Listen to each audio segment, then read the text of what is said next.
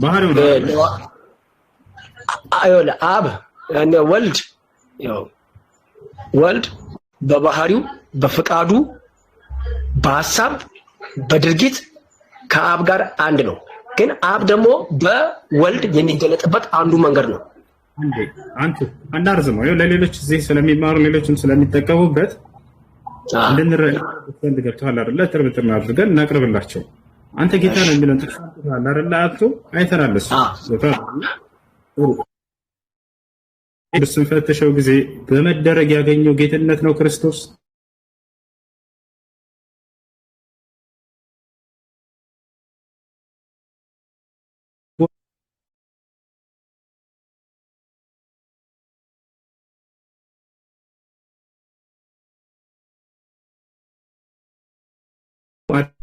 ዘንድ የተሰጠ ነው። በቃ ለሰው ልጅ አይደለም። የጌትነቱ በመደረግ ያገኘው ነው ወይ አይደለም? በመደረግ አይደለም። ምክንያቱም በቃ አለቀ። በመደረግ ነው። ማስረጃ ልስጥህ።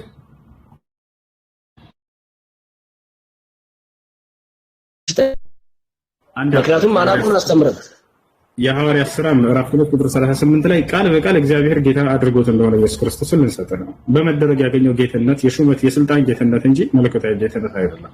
አንድ ያላሳውጣለት ያው ተመልከት ማስረጃ። እሺ ጥሩ፣ እንደዚህ እንማማር። እንደሱ ይሻላል። አየህ። እሺ አሁን ቀጥል። እንግዲህ ይላል ይህን የሰቀላችሁትን ኢየሱስን እግዚአብሔር ጌታም ክርስቶስም እንዳደረገው የእስራኤል ወገን ሁሉ ይወቅ ይላል። ማነው ጌታ ያደረገው? እግዚአብሔር ኢየሱስን ማለት ነው። ትክክል። ስለዚህ ጌትነቱ በመደረግ የተገኘ ጌትነት ነው። ጥሩ እቀበላለሁ። ምክንያቱም ቃሉ ነው የሚለው። ስለዚህ በመደረግም ቢሆን ባይሆን ግን አንድ ነገር አለ። ለምን ተደረገ? በእርሱ የዘላለም ሕይወት እንዲኖረን ነው አይደል? አይደለም። መጽሐፍ ቅዱስ እንደሚለው የዘላለም ሕይወት ወደሚለው እንመጣለን። ግን መደረጉ ፍጡር መሆኑን እንደሚያሳይ አንዴ ልንገራችሁ። ምክንያቱም አምላክ በባህሪው መለኮታዊ ባህሪ አለው። በመደረግ አያገኘውም ባህሪያቶችን። ነገር ግን ፍጥሮች በመደረግ ይሄንን ሹመትና ስልጣን ያገኛሉ። ያ በመደረግ የሚገኘው ደግሞ መለኮታዊ ባህሪ ሳይሆን ሹመት ነው፣ ስልጣን ነው። ለተላከላቸው ወገን አለቃ መደረጉን ነው። እዚህ ጋር ማንን አስመልክቶ እንደሆነ ጥቅሱ ራሱ ወዴትም እንዳልሆነ ይናገራል። ለእስራኤል ወገን እንደሆነ ቁጭ አድርጎታል። ያው የእስራኤል ወገን ሁሉ ይወቅ እያለ ቃል በቃል ይናገራል። አሁን አንድ ነገር እናስጨብጣችሁ በዚሁ አጋጣሚ ነቢያቶች በየዘመናቸው አምላክ የጌትነትን ስልጣን ሰጥቷቸዋል። ጌታ ማለት ነው ለህዝቦቻቸው አለቃ መደረጋቸው።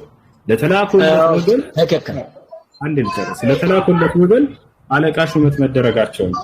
ዮሴፍ ወዴት ነው የተላከው ብለን ብናይ ለምሳሌ በቁርአንም በመጽሐፍ ቅዱስም ላይ ምናልባት ቁርአን አንብበህ ከሆነ ወደ ግብፅ ሀገር ተልኮ ነበር። በግብፅ ሀገር ላይ ንጉስና እና ሹመትን ተሰጥቶ ነበር። በዚያ ሀገር ላይ ምን አድርጎታል ከተባለ አምላክ ጌታ አድርጎታል፣ ሹም ተሰጥቶታል ማለት ነው። ያውና ማስረጃው ወደ ዘፍጥረት ምዕራፍ 45 ቁጥር 9 ላይ አሁንም ፈጥናችሁ ወደ አባቴ ውጡ፣ እንዲህም በሉት ልጅህ ዮሴፍ የሚለው ይህ ነው። እግዚአብሔር በግብፅ ምድር ሁሉ ላይ ጌታ አደረገኝ፣ ወደ እኔና አትዘግይ። ማን ጌታ አደረገው? እግዚአብሔር። ኢየሱስን ማን ጌታ አደረገው? እግዚአብሔር። ዮሴፍ ቤት ላይ በግብፅ ላይ፣ ኢየሱስ ቤት ላይ በእስራኤል። አሜን። በየሀገራቸው ነቢያት በተላኩበት ዘመን ለህዝቦቻቸው ምንድናቸው? አለቃ ናቸው፣ ሹመት ናቸው፣ መሪዎች ናቸው። ማን ነው ይሄን ስልጣን የሰጣቸው? አምላክ ነው። እኛ እንዲህ አይነት ቃል እናውጣ ብንል ነብዩ መሐመድ ሰለላሁ ዐለይሂ ወሰለም ለዓለም ህዝብ እንደመላካቸው አነ ሰይድ ወለድ አደም ብለዋል። እኔ የአደም ልጆች ሁሉ ጌታ ነኝ አሉ። ግን እኛ ጌታ የሚለውን ከምን አንጻር ነው የምንረዳው? ሹመት መደረግን ነው፣ ስልጣን መሰጠትን ነው። ገብታችኋል አይደለ? እኔ የአደም ልጆች ሁሉ መሪ ነኝ አለቃ ነኝ ብለው እንደተናገሩ ነው የምንወስደው እንጂ ጌታ ነኝ ብለዋልና ለአደም ልጅ ሁሉ ስለዚህ የሰው ዘር ሁሉ ፈጣሪ ናቸው ብለን ጓንደለ ጌታ የሚለው ምን ታስቦበት ነው የሚለውን እናውቃለን። አላህ ያህያ አለይሂ ሰላም ወሰይየን እያለ ይጠራዋል። ለሚላክበት ዘመን ጌታ የሚሆን እያለ ይገልጸዋል። ጌታ ሲባሉ ግን ሹመት ማለት ነው፣ ስልጣን ማለት ነው። ተረድቻለሁ። እዚህ ጋር አንድ ጥያቄ አለኝ። እሺ፣ ከነብዩ መሐመድና ከኢየሱስ ክርስቶስ ማን ነው ቀድሞ የመጣው? ቀድሞ የመጣ ኢየሱስ ክርስቶስ ነው። ስለዚህ እኔ ኢየሱስን ነው መስማት ያለብኝ? ነብዩ መሐመድን ነው? አሁን የአደም አለቃ ነው ጌታ ነው ተብሎ ከተሾመ በኋላ መጀመሪያ መስማት ያለብኝ መስማት ያለብህ በአንተ ዘመን ለአንተ የተላከልህን ነቢይና መልእክተኛ ነው። ኢየሱስ ክርስቶስ ደግሞ የተላከው ለእስራኤል ወገንና በዘመኑ ለነበሩት ሰዎች ነው። በአብርሃም ጊዜ የነበረ ሰው ማንን ነው መስማት ያለበት? ሙሴን ነው? ለአብርሃምን ነው። በሙሴ ዘመን የነበረ ሰው ማንን ነው መስማት ያለበት? ሙሴን ነው። አይኔ አብርሃም ካልሆነ አልቀበልም ቢል የሙሴ ህዝብ በፍጹም ተሳስተዋል። በዘመኑ የተላከለትን ነቢይ እንደ ነቢይ አድርጎ ሊቀበል ግድ ይላል። አላህ በቁርአን ላይ በመሲሁ ዘመን መሲሁን እንጂ ሌላ ማንንም እንዳትከተሉ እያለ ያዛቸው ነበር። የቁል አላህ ሱብሓነሁ ወተዓላ ወረሱለን ኢላ በኒ እስራኤል፣ የማርያምን ልጅ ለእስራኤል ልጆች መልእክተኛ አድርጌ ልኬላቸዋለሁ አለ። በሌላ ቦታ ላይ አላህ ሱብሓነሁ ወተዓላ ምን አለ? ኢን ሁወ ኢላ ዐብዱን አንዐምና ዐለይሂ ወጀዐልናሁ መሰለን ሊበኒ እስራኤል፣ ለእስራኤል ልጆች ተምሳሌት አድርጌዋለሁ መሲሁን እያለ ይናገራል። መሲሁ ራሱ ለማን እንደተላከ ሲናገር ምን አለ? ወኢዝ ቃለ ዒሳ ብኑ መርየም ያ በኒ እስራኤል ኢኒ ረሱሉላሂ ኢለይኩም፣ የማርያም ልጅ መሲሁን አላቸው እናንተ የእስራኤል ልጆች ሆይ እኔ ወደ እናንተ ለእናንተ የተላኩ መልእክተኛ ነኝ አላቸው። አየህ አይደል? ስለዚህ በዘመኑ የተላከለትን ነቢይ ሊከተል ይገባል ማንኛውም ሰው። አምላክ አላህ ሱብሓነሁ ወተዓላ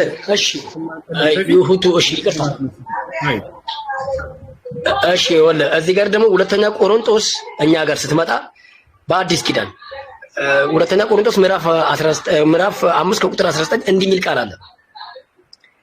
እግዚአብሔር በክርስቶስ ሆኖ ዓለምን ከራሱ ጋር ሲያስታርቅ ሰዎችን በደል አይቆጥርባቸውም ነበረ ይላል። የሰዎችን ኃጢአትና በደል አይቆጥርባቸውም ራሱን በክርስቶስ ኢየሱስ ሲያስታርቅ። አሁን እዚህ ጋር አንተ በእርግጥ ለምልጃ ምናምን ከኔ ጋር እያወራ ስላልሆነ እርሱን ስለመቀበል ጉዳይ ነው። አየህ፣ እንደዛ ከሆነ እኛ በኃጢአት የጠፋን ከእግዚአብሔር የተለየን ሌላ ሰይጣናዊ ዓለም ውስጥ ቅድም ደግሞ የሆነ ብለሃል። ክርስቶስን ላልተቀበሉ ወይ ከእግዚአብሔር ላልታረቁ ጨለማ ዓለም ውስጥ ላሉት ሰይጣን ጌታ ነው፣ ገዢ ነው። ላመኑት ግን አይደለም። እግዚአብሔር በኢየሱስ ክርስቶስ በኩል ሆኖ ዓለምን ያስታርቅ ነበር። አዎ፣ ስለዚህ ዓለሙ የእግዚአብሔር የሆነ የጠፋ ዓለም ነበረ። በክርስቶስ ኢየሱስ ግን ዓለሙን ከራሱ ጋር አስታረቀ። ስለዚህ ጥሩ ነው ያነሳው ነገር። አዎ አምላክ በነቢያት በኩል ሆኖ ከሰዎች ጋር ይታረቃል። አምላክ ከሰዎች ጋር የሚታረቀው ለምንድን ነው መታረቅ ያስፈልገው ከተባለ ኃጢአትን ስላደረጉ ክህደትን ስላደረጉ አምላክ በክህደታቸውና በኃጢአታቸው ይጣላቸዋል አይደል? ትእዛዙን ሲተላለፉ የዛኔ አምላክ እነዚህን ሰዎች ሊታረቃቸው ሲፈልግ አንድን መልእክተኛና ነብይ ያስነሳላቸዋል። በዚያ ነብይ በኩል ይታረቃቸዋል። በመሲሁ በኩል ነበር አምላክ ሲታረቃቸው የነበረው ሰዎችን። ከአምላክ ዘንድ የሰማውን ቃል መሲሁ ለሰዎች ሲያደርስ ጊዜ ያን ሲከተሉ ሰዎች ከአምላክ ጋር ይታረቃሉ። እርሱ ከአምላክ እየሰማ ለሰዎች መልእክትን ማድረስ ብቻ ነው ስራው። ይሄ ነው መታረቅ ማለት። ማስረጃ ዮሐንስ ወንጌል ምዕራፍ 8 ቁጥር 40 ኢየሱስ ክርስቶስ ራሱ ሲናገር ምን አለ? እኔ ከእግዚአብሔር የሰማሁትን እውነት የምነግራችሁ ይኛል አይደለ? ከአምላክ ዘንድ የሰማው ቃል አለ። ያን ቃል ለሰዎች ያደርሳል። ያን ቃል ሰዎች ሲከተሉ አምላክ በመሲሁ በኩል ሰዎችን ታረቃቸው። ለዚያ ለቃል ተገዦች ሲሆኑ ጊዜ ማለት ነው። ገብቶሃል አይደለ?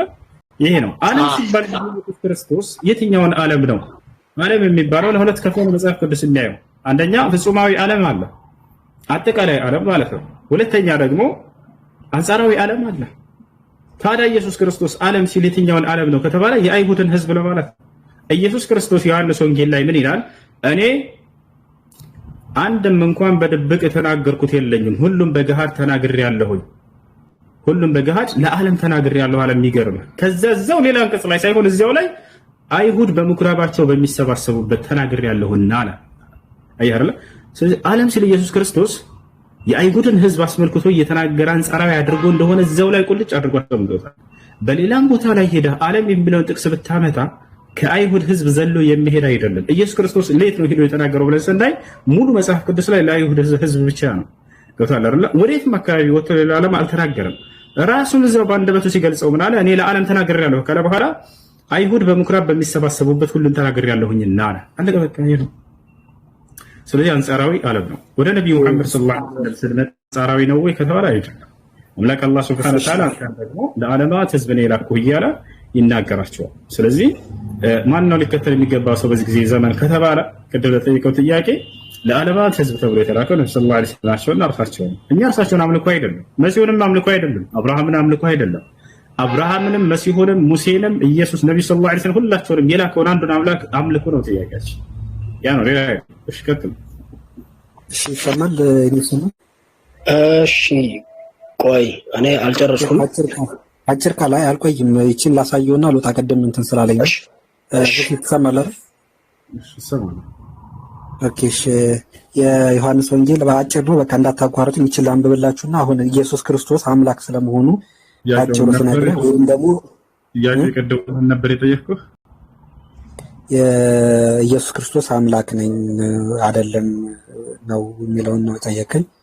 እኔ ደግሞ የዮሐንስ ምዕራፍ 17 ላይ ከቁጥር 1 ጀምሮ ያ ችግር የለውም እሱ እናየዋለን። ግን ጥያቄው ደግሞ ባጭሩ እንትን ልበልና እቺን ደስታው ኦኬ እሺ ላስነበብ መልስ አላገኘሁም።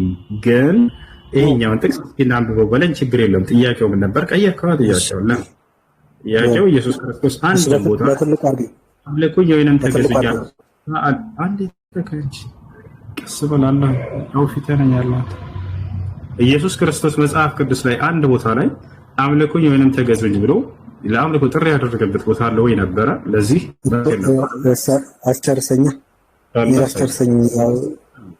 በትልቁ አድርገኝ እንዴ? እሺ ያው ከምዕራፍ 17 ዮሐንስ ወንጌል ምዕራፍ 17 ከቁጥር 1 ጀምሮ እንዲህ ይላል። ኢየሱስም ይህን ተናገረ አለ።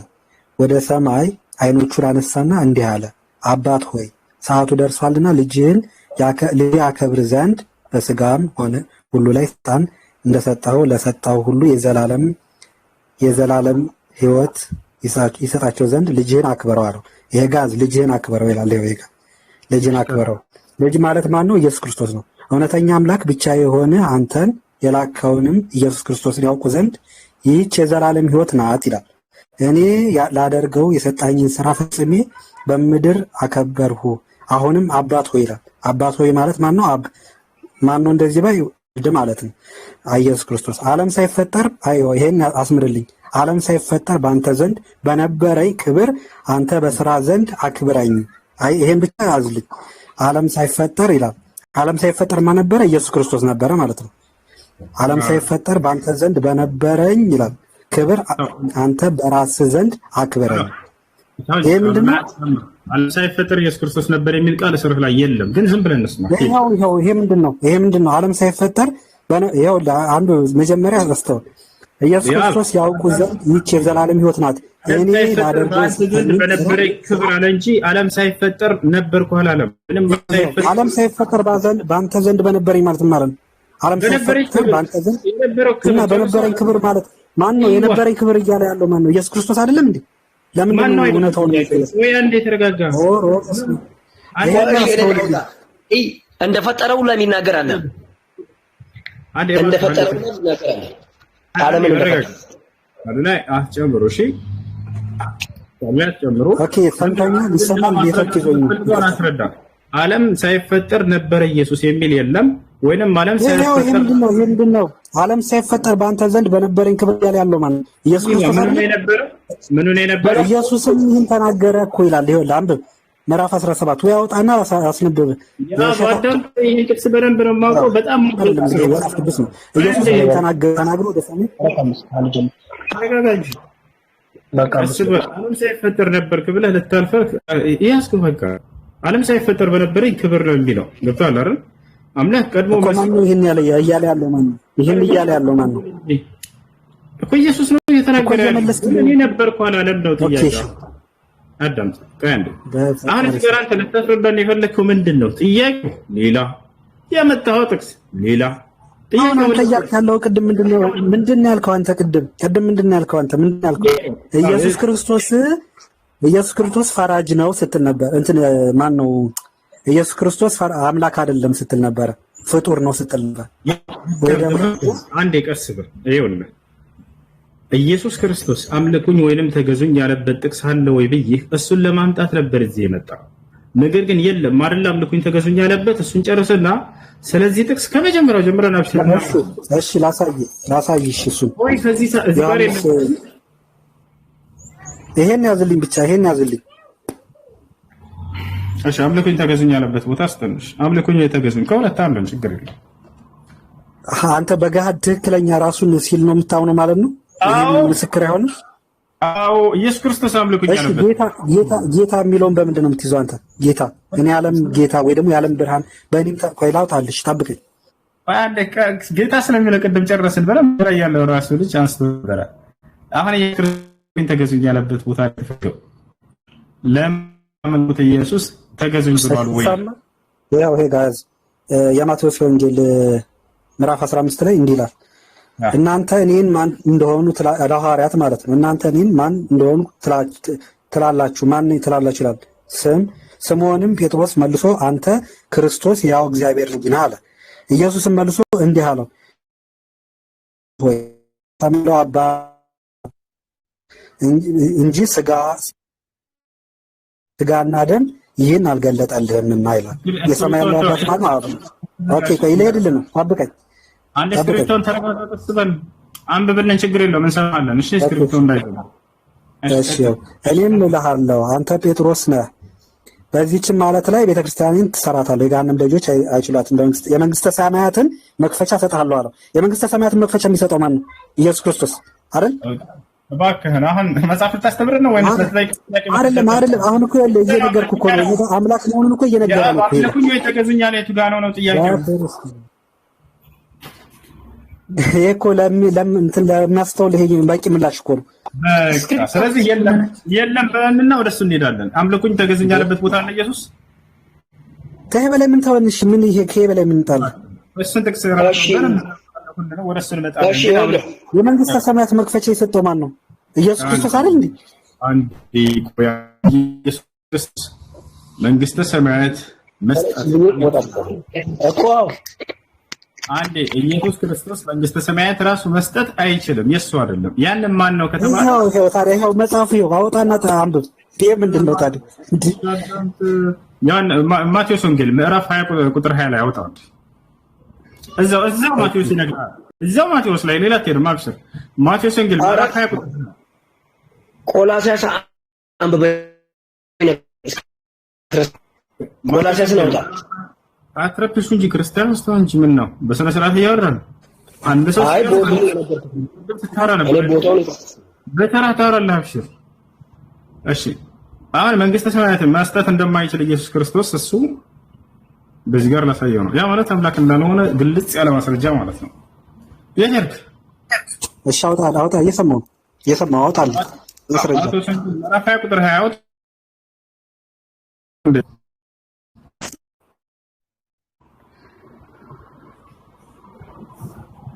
እንግዲህ መስጠት አልችልም ካለ አምላክ አይደለም ማለት ነው። ምክንያቱም አምላክ መስጠት ይችላልና ይሄ ደግሞ የአብ መስክሮልናል።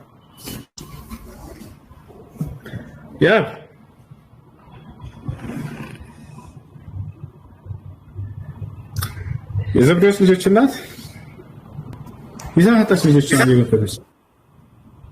ከዛ ኢየሱስ ክርስቶስን እባክህ እነዚህ በመንግስትህ እንዲቀመጡ አድርግልኝ፣ አንዱን በቀኝ አንዱን በግራ። እኔ ይሄን የምሰጠው አይደለም ብሎ ቃል በቃል ይናገራል ነው። ላሳያችሁ ማቴዎስ ወንጌል ምዕራፍ 20 ቁጥር 20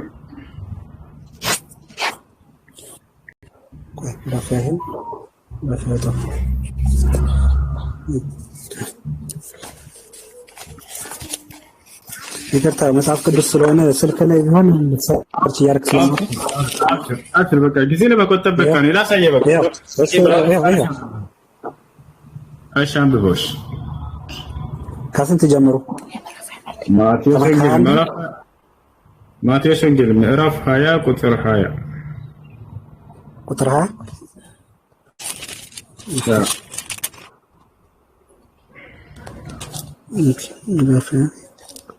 ማን ነው? ቁጥር 23 ነው። ቁጥር 23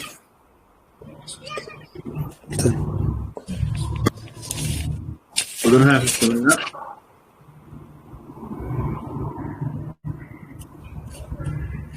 ኦኬ እሺ ቆይ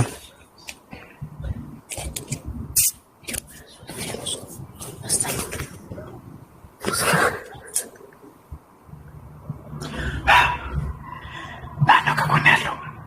ሌላ ሰው አለ አይደለ? ማን አይቻለሁ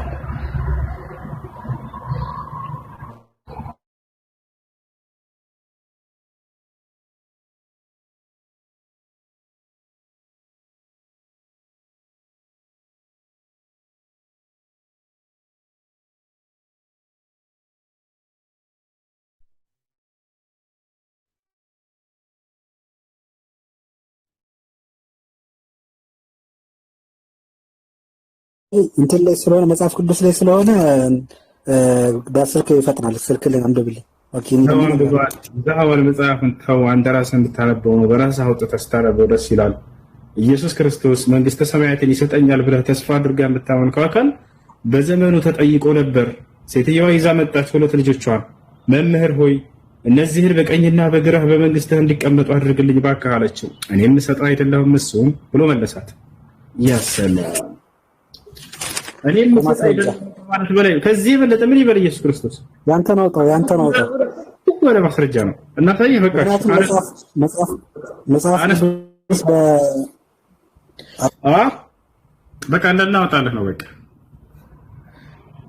ቁጥር 23 ያወጣለህ አንተ ያውና ኢየሱስ ምን ትፈልጊያለሽ አላት። ከመጀመሪያ ጀምረን እናንብበው አይደል? ያብ ወይ ይሰማ ከቁጥር 20 ጀምሮ እናንብበው። ከቁጥር 20 አድርግላቸው አንድ ትንሽ ከፍ አድርገው አነስ ያውና የዘብዴዎስ ልጆች እናት ልመና ይላል። ምንድን ነው የምትለምነው? ኢየሱስ ክርስቶስን መታ መንግስተ ሰማያት እንዲያስገባላት ነው። ምን ብሎ እንደሚመለሳት ተመልከት። አምላክ ከሆነ ያን ያደርግላታል። ነገር ግን ተመልከቱ፣ በዚያውን ጊዜ የዘብዴዎስ ልጆች እናት ከልጆቿ ጋር እየሰገደችና አንድ ነገር እየለመነች ወደ እርሱ ቀረበች። እርሱም ምን ትፈልጊያለሽ አላት። እርሷም እነዚህ ሁለቱ ልጆቼ አንዱ በቀኝህ አንዱን በግራህ በመንግስትህ እንዲቀመጡ የሚያዝ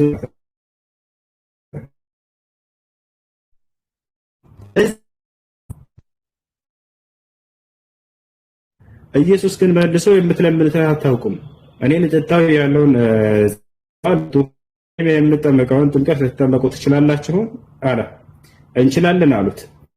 መልኩ ያስጠጣችሁ ቀኛ በመቀመጥ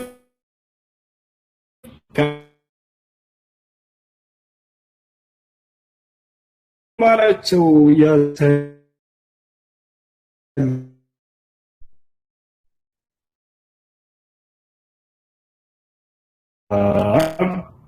ኢየሱስ ክርስቶስ መንግስተ ሰማያትን መስጠት እንደማይችል ቃል በቃል ራሱ ተናግሯል።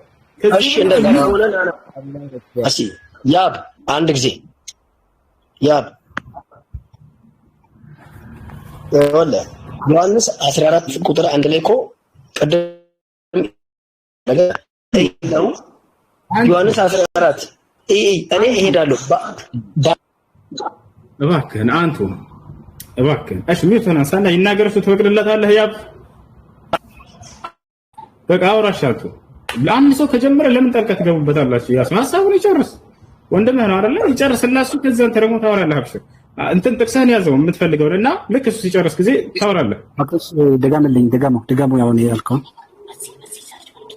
ዮሐንስ 14 ቁጥር 1 ልባችሁ አይተውት ነፍሴ ከላይ ጀምረው እሺ ከመጀመሪያው ከአንድ ጀምረስ ማርቆስ ወንጌል ነው እንዴ? ማቴዎስ ወንጌል ምዕራፍ 20 ከቁጥር 20 እስከ 23 ድረስ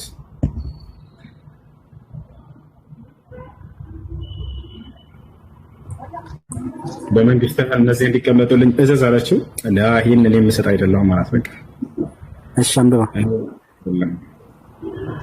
አነበብ ነው ከጌታ ሰው ኢየሱስ ምን ትፈልጊያለሽ? ማን መልስ ወደ ኢየሱስ ምን ትፈልጊያለሽ አላት። ማነች እንደዚህ አላት? ሰው እስኪ ንገረኝ።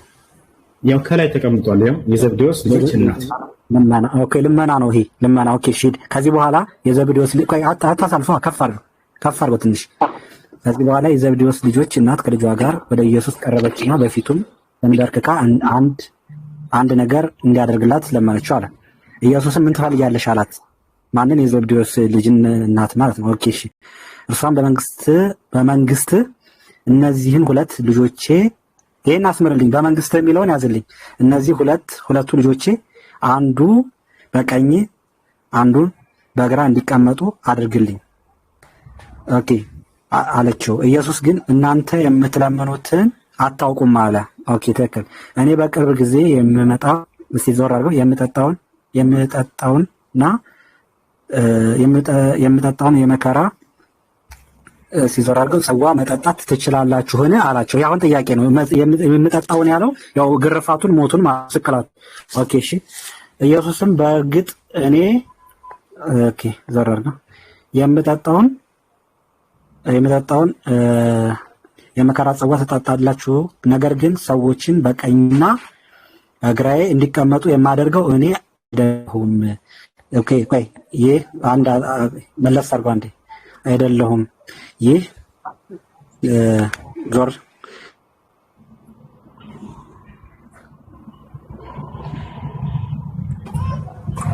ይህ ቦታ የሚሰጠው አባቴ ላዘጋጀላቸው ሰዎች ዞራለሁ ነው። አባቴ ላዘጋጀላቸው ሰዎች ነው። የቀሩት አስሩ ደቀ መዛሙርትም ኦኬ ትንሽ ራቅ አድርገው ዞር ራቅ አድርገው። አንዴ ታዲያ በምን ግማሹን ቆርጠህ አንብበህ በምን ይለያል እንዴ? ሙሉ መጽሐፍ ብንጠብቅ ቢያንስ ሙሉን ይሄኛውን እንትን ጨርሰው ይሄኛውን እንትን ጥቅስ ከዛ በኋላ እንትኑን እናገኛለን። በርሽ ኦኬ ራቅ አድርገው። አይ እየተንቀጠቀጠ ምንም ማንበብ አልቻልኩም። አንጻፍልኩ አግኝታ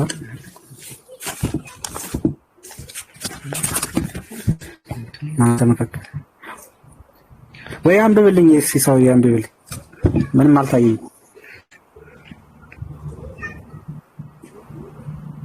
እሺ የቀሩት 10ቱ ደቀ መዛሙርት በሰሙ ጊዜ በሁለቱም ላይ ነው ይላል። እኔ የሚሰጥ አይደለም ባለኮ ዘገበ አቆጥ ወይ ነው ሄጋ እኮ እየነገረ እኮ ነው። የቀሩት 10ቱ ደቀ መዛሙርት በሰሙ ጊዜ በሁለቱ ወንድማማች ላይ ተቆጡ። ኢየሱስን ሁሉንም ጠርቶ እንዲህ አላቸው ይላል። የአሕዛብ አለቆች የሕዝቦቻቸው ናቸው፣ መሪዎቻቸው በእነሱ ላይ ስልጣን እንዳላችሁ ታውቃላችሁ ብሎ ጠየቃቸው ማለት ነው። ስለዚህ እኔ የምሰጥ አይደለም ማለት ምን ለማለት ፈልገህ ነው? አንተ ምን ለማለት ፈልገህ ነው? ኢየሱስ ክርስቶስ አምላክ አይደለም? ኢየሱስ ክርስቶስ መንግስተ ሰማያትን እኔ የምሰጥ አይደለሁም ብሎ ቃል በቃል ራሱ ተናግሯል። እሺ ታዲያ ለምን ይሄ ጋር ከፍ አድርገው ሲወደ ላይ ከፍ አድርግልኝ እንትን ፈለገ ብታወርደው ብታወጣው ምንም አዲስ ነገር አይፈጠርም። መስጠት አይችልም። እሱ ቃል በቃል ራሱ ተናግሯል። መንግስት ያለችው እኮ ነው ያለችው። መንግስት የኢየሱስ ክርስቶስ መንግስት የት ነው? በሰማያት ነው። በጣም ጥሩ። ያን በሰማይ ላይ ያለውን መንግስት እሱ መስጠት አይችልም። በቃ አቅም የለውም። ስትገራፍ ታወራለህ። በቃ ይሄ ነው ማለት አያችሁ። እሺ እሱ እንደሚሰጥ ደግሞ ልናገር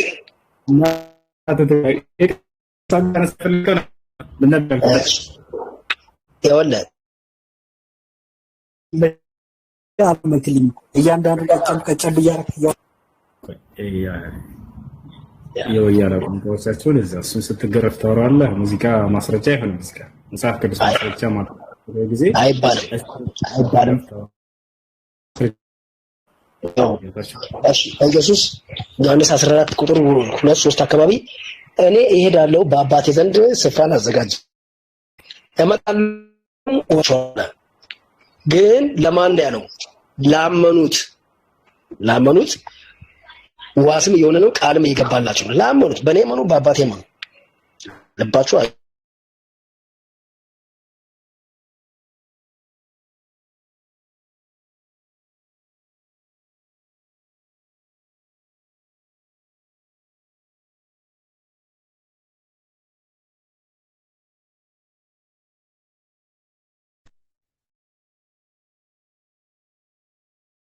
አልተቀበልክም። እዚህ ጋር ነው ጨዋታው። እሱን እኮ ስለመቀበል እኮ ጥያቄ የለንም እኮ አብሽር። መስመር መቀበል እንዳውም ትክክለኛ ነገር ነው ብለን እኮ ነው የምናምነው። እሱን ስለማምለክ ነው አሁን ጥያቄው። መስመር መቀበል አንድ መረጋጋት ይሄ መስጠት የሚባለውን ነገር በዛ ላይ አዘገ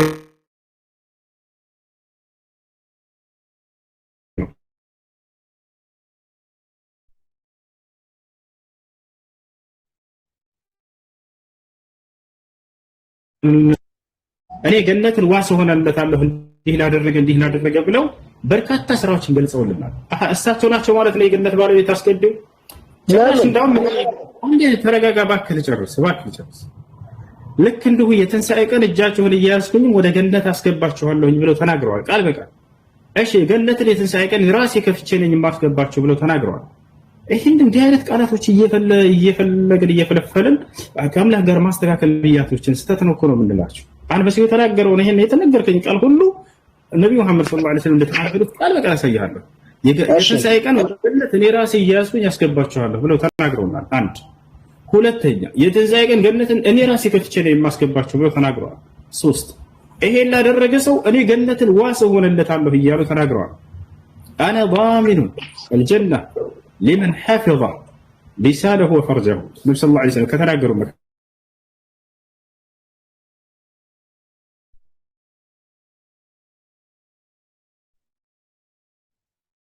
ያሉ ነብዩ አምላክ ናቸው ማለት ነው አይደለም። አያርላ ይሄን አምላክ በእርሳቸው በኩል ያወረደውን ህግና ስርዓት ሲፈጽም ጊዜ ሰው የዛን ገነትን ያገኛል። ይሄን ዋስ የሚሆነው ማን ነው ከተባለ ይሄ ነብይ ነው። የአምላክን ህግና ስርዓት ስለተቀበለ እርሱ ገነትን በእርሱ ትምህርት እንደሚያገኙ የመግለጹ ያንን ከሰሩ የአምላክን ትእዛዝ ከፈጸሙ እንደሚያገኙ ይናገራል። ገነትን አስገባችኋለሁ ብሎ ቢናገር ኢየሱስ ክርስቶስ አምላክ የሚያደርገው ነገር አይደለም ራሱ።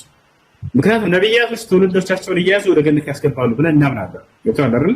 ነብዩ መሐመድ ሰለላሁ ዐለይሂ ወሰለም ቃል በቃል የትንሣኤ ቀን ፈአኹዙኩም ፈአድኺሉኩም ኢለል ጀና እኔም እያያዝኩኝ ወደ ገነት አስገባቸዋለሁ እያንዳንዳቸው ብሎ ተናግረዋል። እሺ ነገር ምንድን ነው? በእግዚአብሔር የሚመኑ በእኔ የሚመኑ ብሏል ኢየሱስ ክርስቶስ ነው ያልከው አይደል? ቅድም ዮሐንስ ወንጌል ምዕራፍ 14 ቁጥር 1 አምላክ ይሄን በመጽሐፍ ቅዱስም ላይ በቁርአን ላይ ልክ እንዲሁ ይናገራል። የሚገርም መጽሐፍ ቅዱስ ላይ ምን ይላል? በእግዚአብሔር የሚመኑ በነቢያቱ የሚመኑ ይላል። በእግዚአብሔር ቆይ ኢየሱስ ክርስቶስ ነብይ ብቻ ሳይሆን ጌታም ነው። በቃ መሐመድ ቆይ ቅድም የተናገርከው ቃል ያ ሁሉ እና አስተርሰ ቆይ እኔ ዋሱንላቸው ነው ወደ መንግስተ ሰማያት አስገባላቸው ነው። ግን በኔ እመኑ ብሏል። አዎ ብሏል። ስለዚህ ከኢየሱስ ክርስቶስ ኮፒ አድርገው መሆኑን በምን አውቃለሁ? ከኢየሱስ በኋላ ነው የመጣው። ከኢየሱስ ክርስቶስ በኋላ ኮፒ አድርገው መሆኑን በምን አውቃለሁ? ምክንያቱም ስለ ኢየሱስ ክርስቶስ ራሱ ነብዩ መሐመድ እንደሚመጣ እንደሚፈርድ ይናገራል አይደል? ከሱ ኮፒ አድርጎ ቢሆንስ በምን አውቃለሁ? ላስረዳ። አንደኛ በክርስቶስ ማመን ሲባል ምን ለማለት ነው? ቅድም በደንብ ተነግራችሁ ነበር። ዮሐንስ ራሱ ይናገራል። ክርስቶስ መሆኑን የማያምን እያለ ይናገራል። ኢየሱስ ክርስቶስ መሆኑን አላመኑም ነበር አይደል? በዘመኑ የነበሩ አይሁዶች ይሄን ታውቃለህ? አዎ ያላመኑም እነዛ ፈሪሳውያኖችም ጻፎችም ሁላቸውም ክደውታል፣ አስተባብለውታል። ምን መሆኑን? ክርስቶስ መሆኑን። ክርስቶስ ማለት የተቀባ የተመረጠ ማለት ነው። አሁን ይሄን ስለካዱ በክርስቶስነቱ ስለማመን እንዳለ መጽሐፍ ቅዱስ ያወራል። ምክንያቱም ቃል የተገባው በነቢያት አንደበት ክርስቶስ መሲሁ ይመጣል የተባለው እርሱ ነበርና ይሄን ስለካዱ እርሱን በክርስቶስነቱ እንዲያምኑ እግዚአብሔር ደግሞ አምላክ እንደሆነ እንዲያምኑ ነው እየተናገረ ያለው መጽሐፍ። ዮሐንስ ወንጌል ምዕራፍ 17 ቁጥር 3 ኢየሱስ ክርስቶስ ራሱ ወደ ሰማይ ቀጥ ብሎ አባት ሆይ አንድና ብቸኛ እውነተኛ አምላክ አንተ ነህ፣ የላከውንም ኢየሱስ ክርስቶስን ያውቁ ዘንድ ይህች ነች የዘላለማዊ ሕይወት አለ። አየህ አይደለ? እቺ ናት የዘላለም ሕይወት። እቺ ናት ራሱ እንደሆነ አንድና ብቸኛ አምላክ አብ፣ እርሱስ ራሱ ኢየሱስ ክርስቶስ እንደሆነ ማመን አለባቸው እነዚህ ሰዎች። አላህ በቁርአን ላይ መሲሁ ዒሳን ክርስቶስ ነው እያለ ይነግረናል፣ ወይንም መሲህ ነው እያለ ይነግረናል። ለትውልድ ቃል የተገባው መሲህ ራሱ ነበር እያለ ይሄን እናምናለን። ገብቶሃል አይደለ? ክርስቶስ መሆኑን ምን ሐሳብኛ ነው ይላል። ጥያቄ አለኝ። ጥያቄ አለኝ አሁን በተናገርከው። እሺ ጨርሰሽ።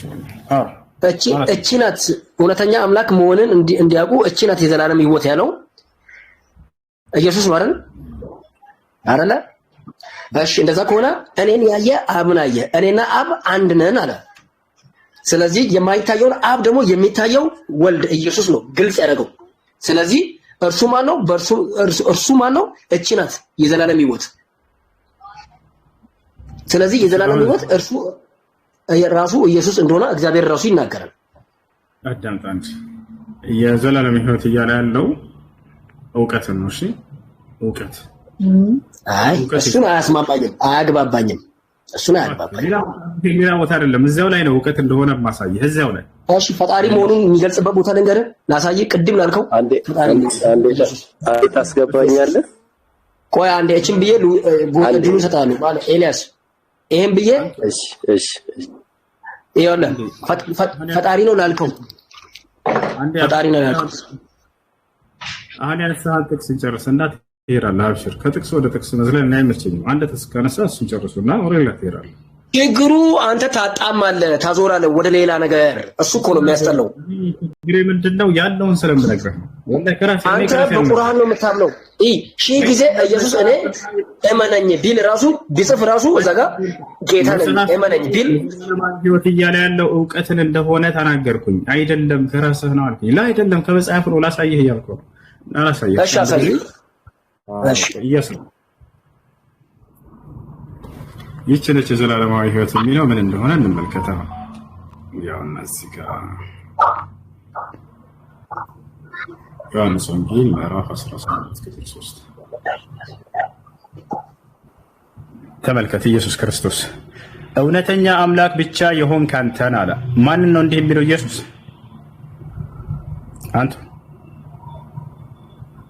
አንቱ የተናሳ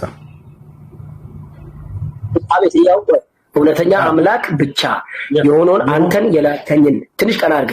ትንሽ ቀና ወደ ላይ ቀና አድርግ። እዚህ ጋር እንትኖቹ በቃ እሺ። አምላክ አንተ ብቻ የሆነውን አንተን የላከኝንም ኢየሱስ ክርስቶስን ያውቁ ዘንድ ይህቺ የዘላለም ሕይወት ናት አለ።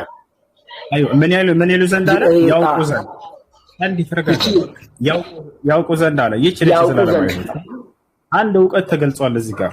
ያን እውቀት ሲያውቁ ጊዜ እነርሱ የዘላለማዊ ሕይወት ያገኛሉ። ምንና ምን ከተባለ አንደኛ ስለ አንዱና ብቸኛው አምላክ፣ ሁለተኛ ከዛ ከአንድና ከብቸኛው አምላክ የተላከ መልእክተኛ ስለሆነ ስለ ኢየሱስ ክርስቶስ። አየህ አይደለ? እሱ ምንድነው?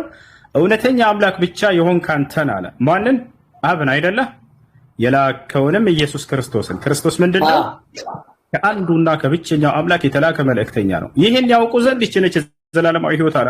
ላኢላሃ ኢለላህ ዒሳ ረሱልላህ የሚለውን ያወቀ ሰው ነብዩ ሰለላሁ ዐለይሂ ወሰለም ምን አሉ? ና ይላል። እዚሁ እኮ ነኝ ያለሁት። ቀስ በል እንጂ ታወራለህ።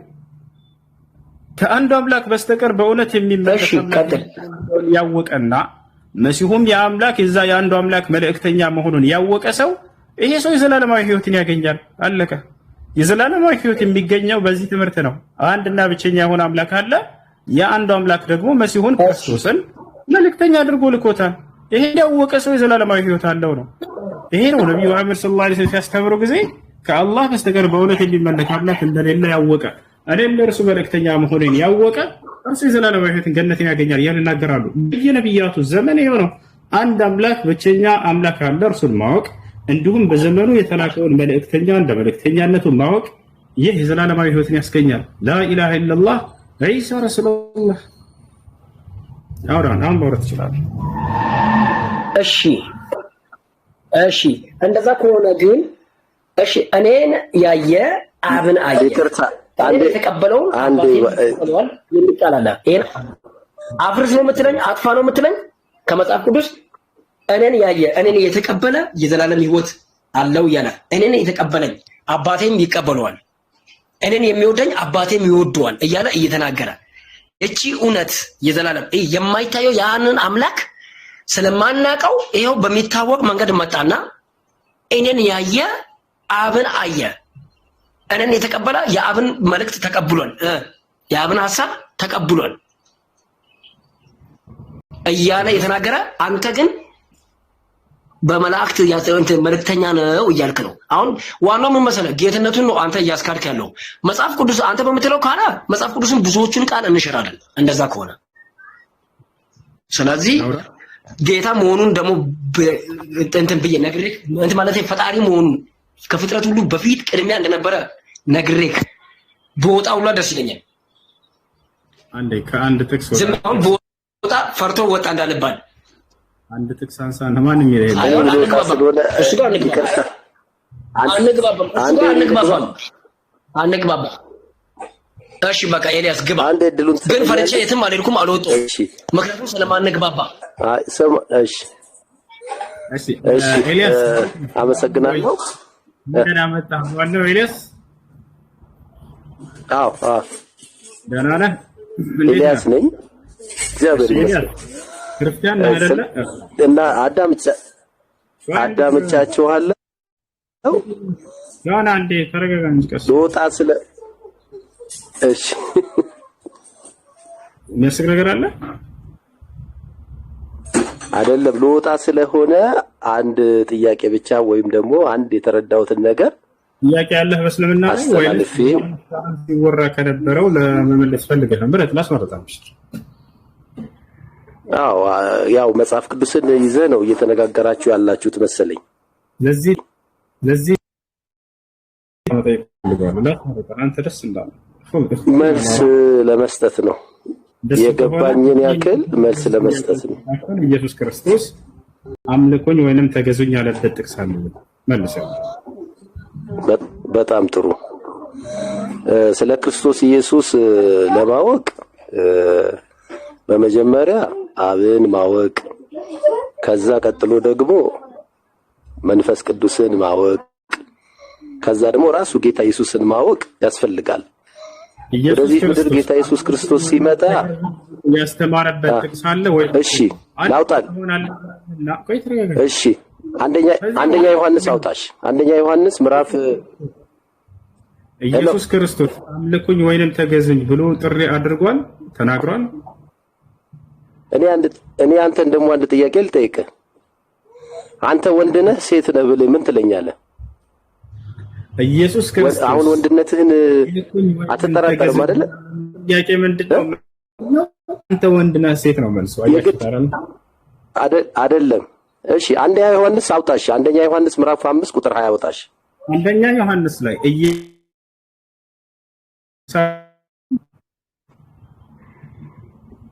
ይኸውልህ አንድ ነገር ልንገርህ። አንድ ነገር አትነግረኝ። ኢየሱስ ክርስቶስ ዮሐንስ ላይ የተናገረው ቃል አለ። ኢየሱስ ክርስቶስ አንደኛ ዮሐንስ ላይ የተናገረው አንድ ቃል አለ። እኔን አምልኩኝ ተገዙኝ ብሎ ጥሪ አድርጓል።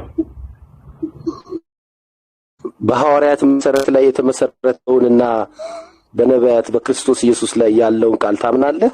እኔ ደግሞ ልጠይቅህ፣ ታምናለህ? መልስ የለም። ወላሂ ኢየሱስ ክርስቶስ አንድ ቦታ ላይ ተገዙኝ አምልኩኝ አለ። እሺ ይሄን የሚመልስ ክርስቲያን እኔ አበናዬ ማለት ምን ማለት? ወደ እሱ እንመጣለን። ምን ማለት ነው ወደሚለው ግን ኢየሱስ ክርስቶስ አምልኩኝ ተገዙኝ አላለም።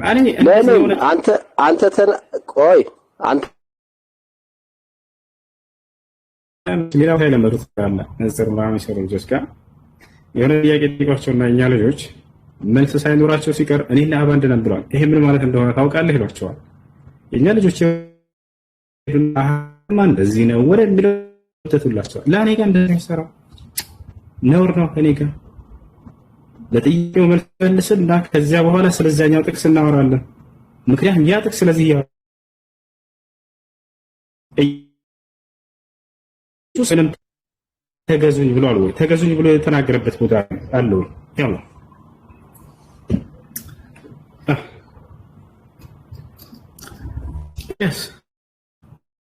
ሄሎ እንዳት ሄሎሻ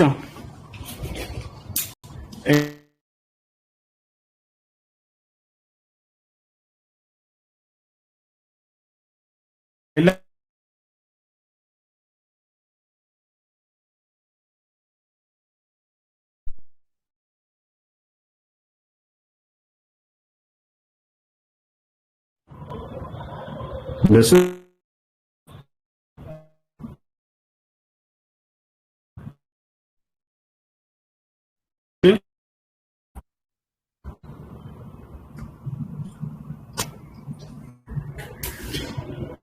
ይመስላል። ያው ባጭሩ የምነግራችሁ ነገር ምንድነው እንዳይመስላችሁ ወላሂ ስንናገር ጊዜ ክርስትና የእምነቶቹ መሰረት ማስረጃ ያላቸው ስንል ጊዜ እንዳለ መሰረታዊ እኮ ናቸው። ደግሞ በጣም ቅርንጫፍ ነገር መንፈር የለውም። እሱ ማስረጃ አይኖረው። የሆነ ጥቅስ ተወስዶ በዚያ ላይ ተሽከርከረ ይመለሱ ስለ ቅርንጫፍ ነገር በእኛ ጋር አለ ያመኮ እሱ። ለምሳሌ አህካም ባልሆነ ነገራቶች ላይ ህግጋት ባልሆኑ ነገራቶች ላይ ዑለሞች እስቲንባጥ እያደረገ ይሄ ሐራም ይሄ ሐላል የሚለውን ያውቃል። ችግር የለውም እሱ ወጣው አይደለ? ግን መሰረታዊ ስለ አምላክና ስለ እምነት በሚመለከት ጉዳይ ቃል በቃል መቀበል አለበት። ይሄ ነገር አምላክ ተገዛይ ብሏል ወይ? አምላክ አላህ እኔን ተገዙኝ ይላል ቃል በቃል። ወኢያየ ፈዕቡዱን ይላል። እኔ ብቻ ተገዙ እያለ ይናገራል። ይላል እርሱ ማን ነው ብለን የምንጠይቅ ኢነኒ አነላህ ይላል። እኔ አላህ ነኝ ከእኔ በስተቀር ሌላ ማንም አምላክ የለም እያለ ይናገራል። አያችሁ አይደል? አምልኮ ጠርቶኛል ወይ አምልከኝ ብሎ ቃል በቃል አምላክ አላህ ወአን ዕቡዱኒ ሃዛ ሲራጡን ሙስተቂም እኔም ብቻ ተገዙ ይህ ነው ቀጥተኛው መንገድ ይላል። ነቢያቶች ጋር ስንሄድ መሲሁ ራሱ ምን አለ? ወኢነላህ ረቢ ወረብኩም ፈዕቡዱሁ ሃዛ ሲራጡን ሙስተቂም አለ። የእኔም ጌታ የእናንተም ጌታ አላህ ነው፣ እርሱም በብቸኝነት ተገዙት ይህ ነው ቀጥተኛው። አብርሃም ምን አለ? ወኢብራሂም ኢዝ ቃለ ሊቀውሚሂ እዕቡዱላህ ወተቁሁ አብርሃም ለህዝቦቹ አላህን ተገዙት እርሱንም ብቻ ፍሩት ይላል።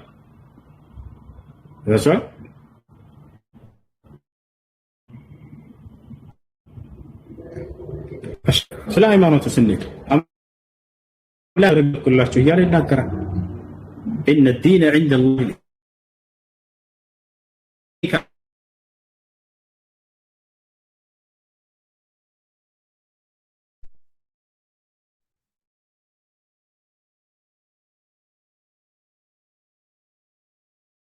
ሙስሊም ሁኑ እያሉ ያዛሉ። ምን ይላል ያዕቁብ ዓለይሂ ሰላም? ወያዕቁብ ያ በኒ ኢነላህ አስጠፋ ለኩም ዲነ ፈላ ተሙቱና ኢላ ወአንቱም ሙስሊሙን። ስለዚህ አምላክ እስልምና እንደነገርኩላችሁ ይላል። ልክ እንዲሁ ደግሞ ነቢያቶች እኛ ሙስሊሞች ነን ይላሉ። ልክ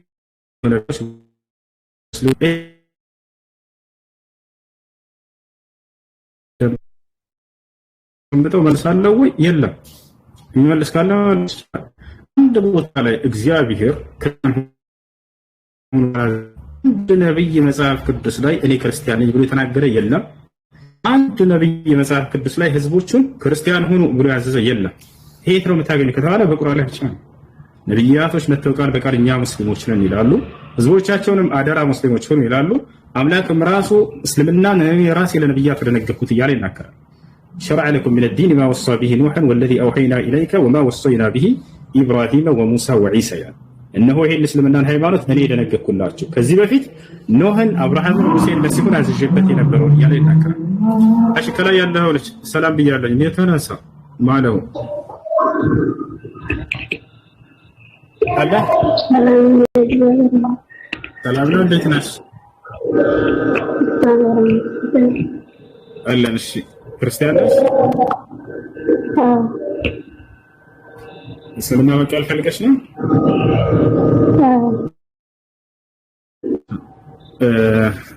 የምለቀቅ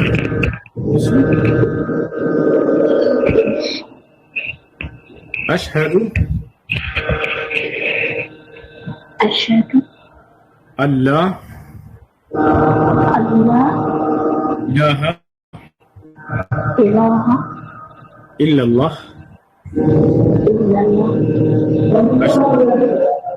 وأشهد أن محمدا رسول الله ما شاء الله كذا عليهم ዳምጭሽ ስለሰብና ምጥር ባለ መልኩ በዚህ ልንገርሽ ከዚህ በፊት እሺ አሁን ያልሽው ቃል የሸሃዳ ቃል ወይም የምስክር ቃል ይባላል። የእስልምና ሃይማኖት የመጀመሪያው ትዕዛዛትና መሰረት ነው።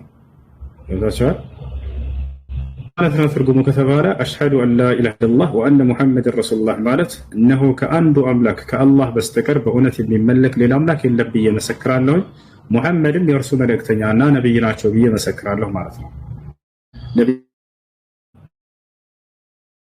ያብለው ያስተምሩ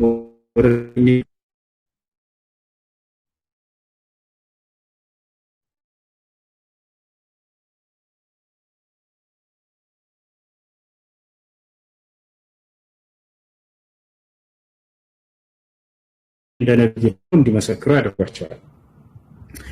በመሲሁ ዘመኖች እንዴት በኢስላም እንደነበር አላህ በቁርአን ላይ ሲናገር ምን ይላል? በሱረቱል ማኢዳ ምዕራፍ 5 ቁጥር 111 ላይ ወኢዝ አውሐይቱ ኢለል ሐዋርይን አን አሚኑ ቢ ወቢረሱሊ ቃሉ አመና ወሽሀድ ቢአንና ሙስሊሙን ይላል። ወደ ሐዋርያቶችም የትእዛዝ ቃሌን ባስተላለፍኩ ጊዜ አስታውስ ይላል። በማን በኩል? በመሲሁ በኩል። ምን የሚል ትእዛዝ? አን አሚኑ ቢ ወቢረሱሊ እናንተ ሐዋርያቶች ሆይ በእኔ በአምላካችሁ እመኑ፣ በላካችሁ መልእክተኛም እመኑ ተባሉ። ቃሉ አመና እነሆ አመንን አሉ። ወሽሀድ ቢአንና ሙስሊሙን እኛ ሙስሊሞች መሆናችንን እንመስክር አሉ ይላል። ስለዚህ የሙስሊምነታቸው ማስመስከሪያ የሸሃዳ ቃል ምን ነበር? በአንዱ አምላክ ያምናሉ፣ በተላከው መልእክተኛም እንዲሁ ያምናሉ፣ ይቀበላሉ። ይህን ለማለት ፈልጎ ነበር መሲሁ በአምላክ የሚመኑ በእኔ የሚመኑ ሲል ጊዜ የተቻለ አይ ስም አምላክ መሆኑን ማመን ነው ብላችሁ እንትን አላቸው። ለአምላክ አላህ ሱብሓነሁ ወተዓላ በእኔ እመኑ በመሲሁ እመኑ ይላቸው ነበር። በቀደሙትም ነቢያት ምን ይልላቸው ነበር? አላህ በቁርአን ላይ ሲናገር ፈአሚኑ ቢላሂ ወሩሱሊሂ ይላል። በሱረቱ ኒሳ የመጨረሻው ገጽ ላይ ምን ይላል? በእኔ በአምላካችሁ እመኑ በመልእክተኞቼ እመኑ ይላል። እቲ አምላክ ናቸው ወይ? ላይ አይደለም፣ መልእክተኝነታቸውን ነው። በነቢ ሰለላሁ ዐለይሂ ወሰለም ጊዜ ምን አለ? ፈአሚኑ ቢላሂ ወረሱሊሂ ወኑር ለዚ አንዘልና ይላል። በእኔ በአምላካችሁ እመኑ በእርሱም በመልእክተኛ በሙሐመድ እመኑ ይላል። በምንድን ነው የምናምነው? መልእክተኛ እንደሆነ ማለት ነው።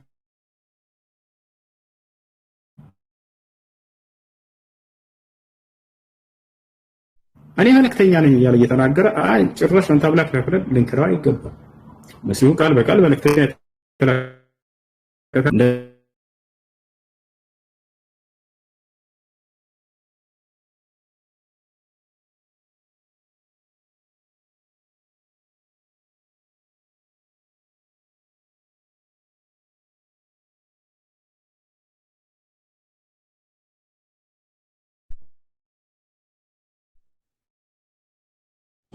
ካሉበት ክህደት ቢቆጠቡና ወደ እኔ ቢመለሱ ያለፈ ኃጢአታቸው ሁሉ ይማርላቸዋል።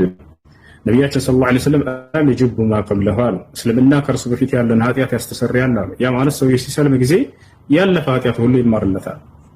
ይሄ ነው ትልቁ ጸጋ እዚህ ዓለም ላይ ለኃጢአታችሁ ሁሉ ምህረትና ስርየትን ማግኘት ነው። ይሄ የአንድ አምላክነቱን ስትመሰክሩና ስታምኑ የምታገኙት የሆነ ጸጋ ነው። ለኃጢአታችሁ ሁሉ ምህረትን ታገኛላችሁ። ሌላኛው ነገር በቀጣዩ ዓለም እስከ ሞት በኋላ ስላለው ህይወት ተስፋ ሰጥቷል ወይ እስልምና ከተባለ አዎ፣ በጣም በርካታ ቦታ ላይ አምላክ አላህ ራሱ በቀጣዩ ዓለም የዘላለማዊ ህይወትን ሊያወርሰን ቃል ገብቷል። በዚያም ላይ የገነትን ጸጋ ሊያጎናጽፈን ቃል ገብቷል። ማስረጃ ሱረት ሉቅማን ኢነ ለዚነ አመኑ ወዐሚሉ ሷሊሓት ለሁም ጀናቱ ነዒም ኻሊዲነ ፊሃ ወዕደ ላሂ ሐቃ ወሁወል ዐዚዙል ሐኪም ይላል። እነዚያ በእኔ አምነው መልካምን የሰሩት ሰዎች ለእነርሱ የገነት ጸጋ አለችላቸው፣ በእርሷም ውስጥ ለዘላለም ዘውታሪዎች ናቸው። ይህም የእኔ የአላህ ቃል እውነት ነው፣ የአሸናፊና ጥበበኛ ሆንኩኝ አምላክ ልጅ ይላል። ወበሽር ለዚነ አመኑ ወዐሚሉ ሷሊሓት የነ ለሁም ጀናት ይላል። ሙሐመድ ሆይ እነዚያን በእኔ አምነው መልካም የሰሩትን ለእነርሱ የገነት ጸጋ እንዳላቸው ከሞት በኋላ አብስራቸው ከወዲሁ ምድር ላይ ያሉ ይላል። ነቢ ሰለላሁ ዐለይሂ ወሰለም ሐዲስ ላይ ምን አሉ? አልጀነቱ ላ የድኹሉሃ ኢላ ነፍሱ ሙስሊማ ብለው አበሰሩ ትውልዳቸው ነው። ገነትን ሙስሊም ነፍስ እንጂ ሌላ ማንም እንደማይገባባት ተናገሩ ለትውልድ አሉ። ይህን ይመስላል። አንድ ሰው እስልምና ከተቀበለ በኋላ ምን ማድረግ ይጠበቅበታል? ከዚያ በኋላ ወደሚለው የመጀመሪያ የሚያደርገው ምንድን ነው? ለዚህ ላመነውና ለመሰከረው ለአንዱ አምላክ መገዛት ነው። ሶላትን ይጀምራል። ነቢያቶች አንዱን አምላክ ካመኑ ወይም ደግሞ አንዱን አምላክ ካሳመኑ በኋላ ለትውልዳቸው ለዚያ ለአንዱ አምላክ እንዲገዙ እንዲሰግዱ ያዟቸው ነበር። ነቢ ሰለላሁ ዐለይሂ ወሰለም ቡኒየል ኢስላም ዐላ ኸምስ ሸሃደተን ላ ኢላሃ ኢለላህ ወአነ ሙሐመድ ረሱሉላህ ወኢቃም ሶላት አሉ። ሶላትን መስገድ ነው። ስለ ሶላት አሰጋገድ በአቅራቢያሽ ጓደኛ ካለችሽ እሷን ብታስተምርሽ ጠይቂያ፣ ታስተምርሻለች፣ መስገድ ትጀምሪያለሽ። ከሌለች ደግሞ ከላይ ዛህራ የምትለዋለች ፎሎ አድርጊያትና እሷ የምትማሪበትን ግሩፕ ታስገባሻለች፣ ታስተምርሻለች፣ ሶላትን ከዚያ ትጀምሪያለሽ። ከዚያ በኋላ እስላማዊ ትምህርቶችን የምትማሪበት ግሩፕ ትገቢያለሽ። እስላማዊ ትምህርቶችን እየተማራችሁ በዚያ ላይ የሚገኘውን ትእዛዝ መፈጸም፣ የሚገኘውን ክልከላዎች ደግሞ ተቻላቸው አቅም በመራቅ ህይወታቸውን እስከ ፍጻሜ ድረስ ማሳለፍ። ከዚያ በኋላ አላህ ሱብሓነሁ ወተዓላ ከሞት በኋላ ወደ ገነት ሊያስገባችሁ ቃል ገብቷል። ራሱ እንደ ዳናችሁም በቁርአን ላይ ቃል በቃል ነግራችኋል። ያ ማለት የምትድኑበትን መንገድ እንዳያዛችሁ ቀድ አፍለሐል ሙእሚኑን ይላል አላህ። ቃል በቃል ምእመናኖች በእርግጥም ድነዋል ይላል። 4 ነጥብ። ቀድ አፍለሐ አልሙእሚኑን አማኞች በእርግጥም ድነዋል ይላል። እሺ ዛህራን ፎሎ አድርጊያት። እሺ እህት ከላይ ዛህራ የምትለዋለች።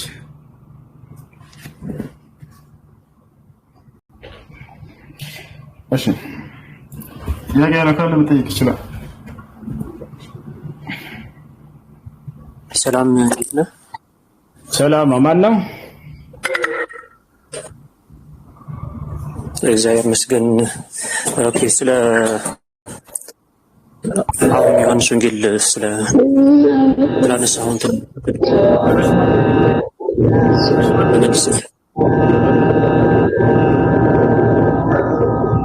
ትንሽ ማን ነበረ? ድምጽ ይረብሻል። ትንሽ ማን ነበረ? ማን ማን ይሆን? ሀያት ወይም ኢክራ ወይም ሱመያ የትኛው ነው ትልሻል?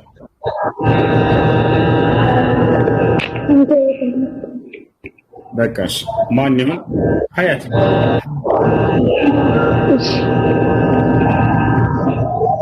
ቀጥል ወንድማችን ማነው? ገና ሲቀጥል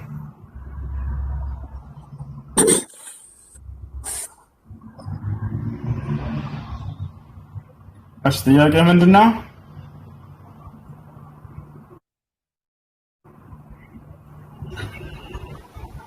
ሄሎ ኦኬ ለኔ ነው ሶሪ እሱ ጥያቄ አለኝ። እሺ ጥያቄ ምንድነው? በእስልምና አንድ ነገር ይታመናል። እሱንም በየውመል ቂያማ የሆነ ደጃል የሚመጣ የሆነ ፍጡር አለ ይባላል። የእሱን አፈጣጠር ከአላህ ጋር በምን እንደተለያየ በምን ምክንያት እንዴት እና ልታብራራልኝ ትችላለህ? እሺ ደጃል هو من بني آدم ከአደም ልጆች ነው። የሰው ፍጥረት ማለት ነው። ከሰው ዘር ነው። ያ እንግዲህ እዚህ ቦታ ላይ አላህ ሱብሓነሁ ወተዓላ አማጽያን ህዝቦች እንዳለፉ ነግሮናል። ተባቻል። ነገር ግን እያንዳንዱን ሰው አከሌ እንዲህ አድርጎ ነው ያመፀው አከሌ እንዲህ አድርጎ የሚለው የእያንዳንዱን አካል አላስቀመጠም። ነገር ግን ምን አድርጎ ነው ይሄ አካል ምንድነው አስተምሮቱ ጥሪው ምንድነው ከተባለ ክህደትና ኃጢአት ነው። ይሄን ቃል በቃል ማስረጃ እናሳያለን። እነዚህ ነገራቶች መሰረት አድርጎ የሚነሳ ነው። እሱ የዚህ ዓለም ገዥ እንደሆነ ይናገራል። እንዳጠቃላይ ያ አካል እኔ መሲሁ ነኝ ብሎ የሚነሳ አካል ነው። ትክክለኛውን መሲህ ዒሳ አለይሂ ሰላምን እርሱ አይደለም እኔ ነኝ ትክክለኛ መሲሁ ብሎ ይነሳል። ከዚህ የበለጠ ኃጢአት የለም። ይሄ ውሸት ነው፣ ክህደት ነው። እውነተኛው መሲህ ያ የድንግል ማርያም ልጅ እንጂ ሌላ ማንም አይደለም። ገብታችኋል አይደል? ከእርሱ ውጭ ሌላ አካል መሲሁ ነኝ ብሎ ከተነሳ ይሄ ሐሰተኛ በአምላክ ላይ የቀጠፈ ቀጣፊ ነው። እውነተኛው መሲህ ያ ከድንግል ማርያም ያለ ወንድ ዘር ፈሳሽ ከሴት ብቻ የተገኘው የሆነው እርሱ እንጂ ሌላ ማንም መሲህ የለም። ገብታችኋል አይደል? የዛኔ ግን እሱ ሲነሳ ጊዜ እኔ መሲሁ ነኝ ብሎ ይነሳል። ይህ አካል ነቢዩ ሙሐመድ ሰለላሁ ዐለይሂ ወሰለም ስለ እርሱ ትንቢት ነገሩ። ከዛባ ያን ምንድነው ካፍር ብሎ ገለጹት። ከሃዲውና አስተባባዩ ሐሰተኛው መሲህ ብሎ ገለጹት። በግንባሩ መካከል ከሃዲ የሚል ጽሑፍን ታያላችሁ አሉ። አየህ እርሱ ከሰው ዘር ነው እንደማንኛውም ሰው። ሁለት እጆች አሉት፣ ሁለት እግሮች አሉት፣ አይኖች አሉት። በአይኖቹ መካከል ልክ ይሁን ከፋራ የሚል ፊደል ተጽፎበታል። አፈጣጠሩን ሁሉ ነብዩ ሰለላሁ ዐለይሂ ወሰለም ተናግረዋል። እንዳጠቃላይ ያ ሐሰተኛው መሲህ ነው። ከሱ ጋር ለምን ያለውን ታሪክ ለምን ነው መሲሁ ላይ ብሎ የሚነሳ የሚለውን እንመልከት። የዛኔስ ማን ይቀበለዋል የሚለውን ሁሉ ነብዩ ሰለላሁ ዐለይሂ ወሰለም ተናግረዋል። ምን መሰላችሁ ታሪኩ? አምላክ ለአይሁዳውያኖች ወይም ለእስራኤላውያኖች አንድ ተስፋ ሰጥቷቸው ነበር። እሱም ባለው መሲህን እንደሚልክላቸው ተስፋ ሰጥቷቸዋል። ያንን መሲህ ይጠብቁ ነበር። አምላክ አላህ ሱብሓነሁ ወተዓላ ተአምራዊ በሆነ መንገድ ከማርያም ያለማንም ወንድ ዘር ፈሳሽ መሲሁን አስገኘላቸው። እነዚህም እስራኤላውያኖች የጠበቁት መሲህ ምን አይነት መሲህ ነበር? እንደነ ዳዊት፣ እንደነ ሙሴ፣ እንደቀደሙት እንደነ ሰለሞን ንግስናንና ስልጣንን በምድር ላይ የሚያጎናጽፏቸውን መሲህ ነበር ሲጠብቁ የነበረው። ይህ ደግሞ ምናልባት መጽሐፍ ቅዱስ አንብበህ ከሆነ እዚያው ላይ ታገኘዋለህ። የሐዋርያት ሥራ ምዕራፍ 1 ቁጥር 1 ላይ መንግስትን መቼ ነው የምትመልሰው ለእስራኤል እያሉ የጠይቁት ሁላ ነበር። እዛ ላይ ተቀምጧል። እነሱ የሚፈልጉት ምድራዊ ስልጣንን የሚያጎናጽፋቸው መሲህ ነበር። ምክንያቱም መሲህ ማለት የተቀባ ማለት ነው። እነዚህ ሁሉ ነቢያት የቀደሙት ተቀብተው ነበር። ነገር ግን ከመቀባታቸው ጋር ምድራዊ ስልጣንን አጎናጽፈዋቸዋል። ስለዚህ እነዚህ ሲጠብቁ የነበሩት ምን አይነት መሲህ ነው? ምድራዊ መንግስትን የሚያጎናጽፋቸው መሲህ ነበር። ሲያዩት ጊዜ ዒሳ ዓለይሂ ሰላም ወይንም የማርያም ልጅ መሲሁ ስለ ምድራዊ ስልጣን ነበር የሚያወራቸው። ታዲያስ ስለ ሰማያዊ ስልጣን ነበር የሚያወራቸው። በሰማይ ላይ ስለሚያገኙት ስልጣን ነው ያ እንደሆነ በላጩ ይነግራቸዋል። እርሱ ስለ ምድራዊ ስልጣን ይሰብካቸው አልመጣም። በሰማይ ላይ ግን የሚያገኙትን ጸጋና መንግስታቸው በሰማይ እንደሆነ ስልጣናቸው በዚያ ላይ እንደሆነ ያንን መውረስ የሚፈልግ ከፈለጋቸው እኔን ተከተሉኝ እያለ ይሰብካቸው ነበር። እነዚህ ሰዎች ግን አልተቀበሉትም። እነሱ የፈለጉት በምድር ላይ ልክ እንደነ ሙሴ እንደነ ሰለሞን እንደነ ዳዊት የምድር ስልጣንን የሚያጎናጽፋቸው ከሮማውያን ቀኝ ግዛት ነፃ የሚያወጣቸውንና የበላይነትን የሚያጎናጽፋቸው በምድር ላይ ያን ነበር የጠበቁት። ለመግደልም ፈለጉ፣ ለመስቀልም ፈለጉ። አምላክ አላህ ሱብሓነሁ ወተዓላ ነሳ አዳነው። ቃል በቃል አላህ ለመሲሁ ምን አለው? አንተን ሊገድሉህ ሊሰቅሉህ ነው፣ እኔ ደግሞ አንተን ላነሳህ ወስኛለሁኝ አነሳሃለሁኝ አለ። ይዞት የመጣው ተአምራት ድግምት ነው አሉ። ተአምራት አይደለም አሉ። ኢን ሃዛ ኢላ ሲሕሩ ሙቢን አሉት። ይሄ ግልጽ የሆነ ድግምት እንጂ ይዘህ የመጣው ተአምር አይደለም፣ አንቀበልህም ብሎ አስተባበሉት። የሚያደርገውን ተአምር እየተከታተሉ ያስተባብሉበት ነበር። ይፈቻላል። ምን ተአምር ያደርግ ነበር መሲሁ ከተባለ ሙታንን ያስነሳ ነበር፣ ማየት የተሳናቸውን ይፈውስ ነበር፣ መናገር የማይችሉ ድዳዎችን አፋቸውን ይከፍት ነበር፣ ለምጽ ያለባቸውን ይፈውስ ነበር። ይሄን ሁሉ ሲያደርግ ጊዜ እየተከታተሉ ያስተባብሉበታል። ይሄን የሚያደርገው እውነተኛ የአምላክ መልእክቱ እንደሆነ ማረጋገጫ ነበር።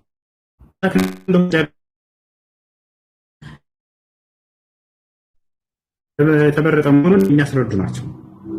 ነገር ግን ይህን ሁሉ አልተቀበሉ። በዚህ ሰዎች ሐሰት ነው አሉ። ይባቻለሁ አንተም ዲቃላ ነህ ብለው ሁሉ ሰደቡት። አይታችሁ ከሆነ መጽሐፍ ቅዱስ ላይ ይሄ ነገር አለ፣ ቁርአን ላይ አለ። በማርያም ላይ ክህደትን መጥፎን ቃል በመናገራቸው ምክንያት ረገምኳቸው ይላል አላህ። ረሱል ወቢኩፍሪሂም ወቀውሊሂም ዐላ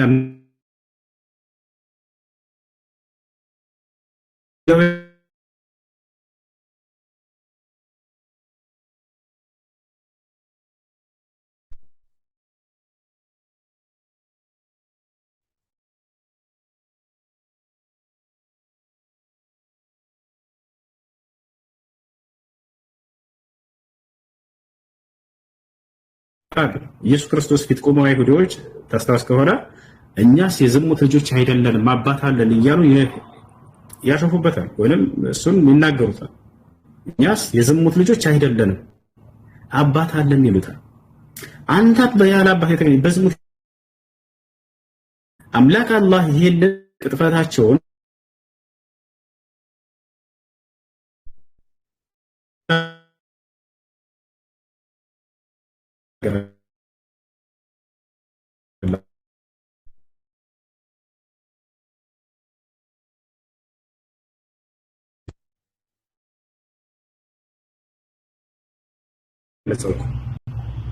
والتي أحصنت فرجها فنفخنا فيها من روحنا وجعلناها وابنها آية للعالمين أرسوانم لجوانم لعالمات سو دنك تأمر أدرجاتشوان لهن يا مريم لعالم سو دنك نج كمن أنصار كتبالا ምንም ወንድ ሳይገናኛት ልጅ ወለደች። ብቸኛ የዓለማችን ድንቅ ሴት ተብላ ትታመናለች። መሲሁ በራሱ ተአምር ነው። በምን ከተባለ ያለማንም አባት ከሴት ልጅ ብቻ የተፈጠረ የሆነ ወንድ ልጅ ተብሎ ይታመናል። ወፈሰል ሁላችንም እናተዳባታለን እርሱ ሲቀር። ሁለቱም ተአምር ናቸው ብሎ አላህ Subhanahu Wa Ta'ala በቁርአን ላይ ገለጻቸው። እነዛ ዲቃላ ናቸው ዝቅ አድርገዋቸው ምናምን የነበሩትን ሁሉ እንዳለ መሬት አስገባቸው። አላህ ክብራቸው የተጠበቀ ሆኖ ከዘመኑ ፍጻሜ ይቆይ ዘንድ እነሱ በቁርአን ላይ ገለጸላቸው። እሺ ወደ መሲሁ ወደሚለው እንሂድ። እዚህ ሆነ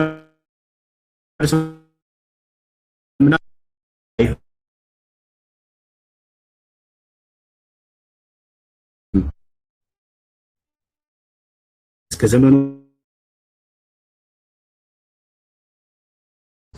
ሲጠብቁት ያላችሁ ይጠብቃሉ አሉ። አይሁዶች እስካሁን መሲሁ ይመጣል ብለው እየጠበቁ ነው። ያ ጀማዓ እስከ መቼ ድረስ እንደሚጠብቁ መቼ እንደሚቀበሉም ሐሰተኛውን መሲህ ነብዩ መሐመድ ሰለላሁ ዐለይሂ ወሰለም በትንቢት ነግረውናል። ሐሰተኛው መሲህ የዛኔም ይነሳል የዘመኑ ፍጻሜ ሲደርስ አሉ። የዛኔም አይሁዶች ወዳ ይከተሉታል አሉ። ቃል በቃል ሐዲስ ላይ አይሁድ እስከዛ ድረስ መሲሁ ይመጣል ብለው ይጠብቃሉ። ሐዲስ ላይ ምን አሉ? يخرج الدجال من أرض خراسان فيتبعه 70,000 يهودي وعلى رؤوسهم الطيارس የዘመኑ ፍጻሜ ይነሳል። የዛኔም አይሁዳውያኖች ለኛ ቃል የተገባው መሲህ ነው ይላሉ። ለምን?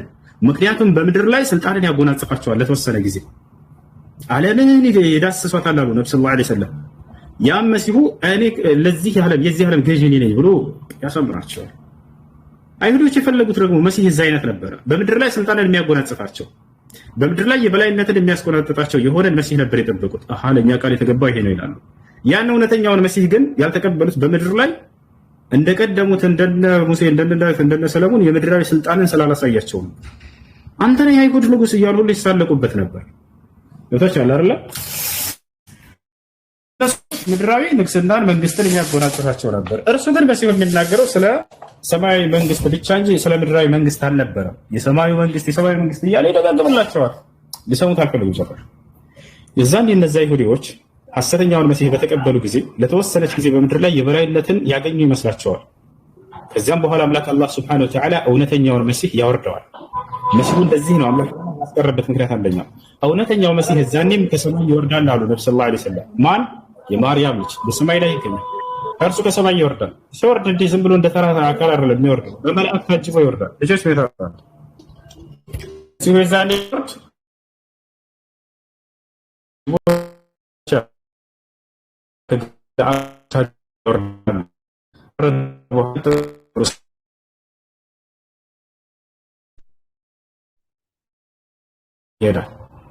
ينزل عيسى ابن مريم في آخر الزمان شرقي دمشق عند باب اللد بمسراق دمشق باب اللد يلد بر بمثال بوتالي عند المنارة البيضاء ينجر منارة باربيت مسجد أتقب الزات شاتقب يوردال كملاك تشكر كزام كت توديتي هلال ورا يروسالم يقرأ له يروسالم بيت المقدس ولا بيت المقدس مسجد الله صحيح أبو ثالث ورزا قد ثايرة إذا ورزا ثايرة بوهلا مسيحو مجمر الناس ያቸውም ይደርሳሉ ሲሆ ምን እንደሚያደርግ ስለማይመጡ የዛን ልክ ከገባ በኋላ ወደ መስጂድ ይገባ።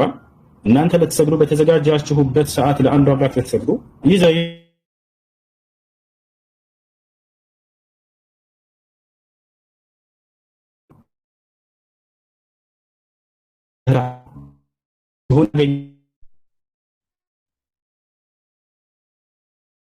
መካከላቸው ወላሂ በጣም ይወደዳሉ፣ በጣም ይከባበራሉ። ስለ እርሱ ትንቢት በጣም ብዙ ተናግረዋል። ቢጨርስላቸው የተወሰኑ ነው የምነግራቸው፣ ሰዓት እየደረሰ ነው። ከዚያ በኋላ ይገባል አሉ። መሲሁ በጣም የተናነሰ አካል ነው፣ ሙተዋዲዕ ነው፣ ዝቅ የሚል ነው፣ ራሱን ከፍ ከፍ የሚያደርግ አይደለም። ልክ እንደገባ መስጂድም ምን ትላላችሁ? ና መሲሁ አሰግደን ብላችሁ የዛን አክብራችሁ ቦታውን ትለቁለታላችሁም አሉ። ነገር ግን እርሱ እንዲህ ይላችኋል አሉ፣ ኢነሃ ኡቂመት ለኩም፣ ይህ ለእናንተ ነው ኢቃም የተደረገውና እናንተ ናችሁ የምታሰግዱት ይላችኋል፣ ይለቅላችኋል አሉ። ከዚያ እናንተ ታሰግዳላችሁ። ወዲያውም ሰግዶ እንደጨረሰ ይወጣል አሉ። ወዴት? ሐሰተኛውን መሲህ ፍለጋ። እዛ ያሉ አማኞች ሁሉ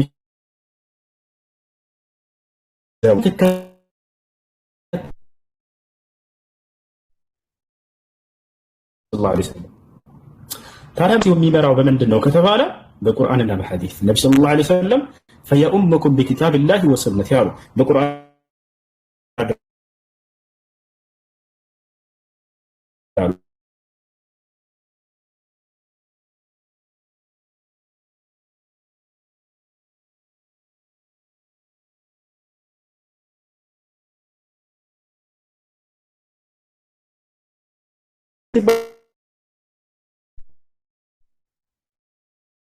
አለንና ነብይ ነውና መልእክተኛ ነውና ነብይ ያለ በመካከላችን ማንም እውቀት ብሎ ፈቅደምኛ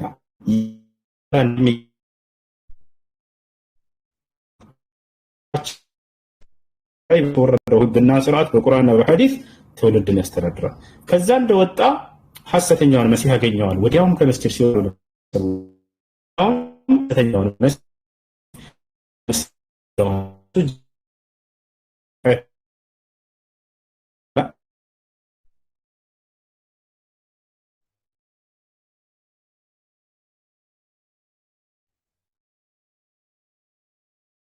ሐሰተኛው መሲህ ይገላል። አያችሁ አይደል?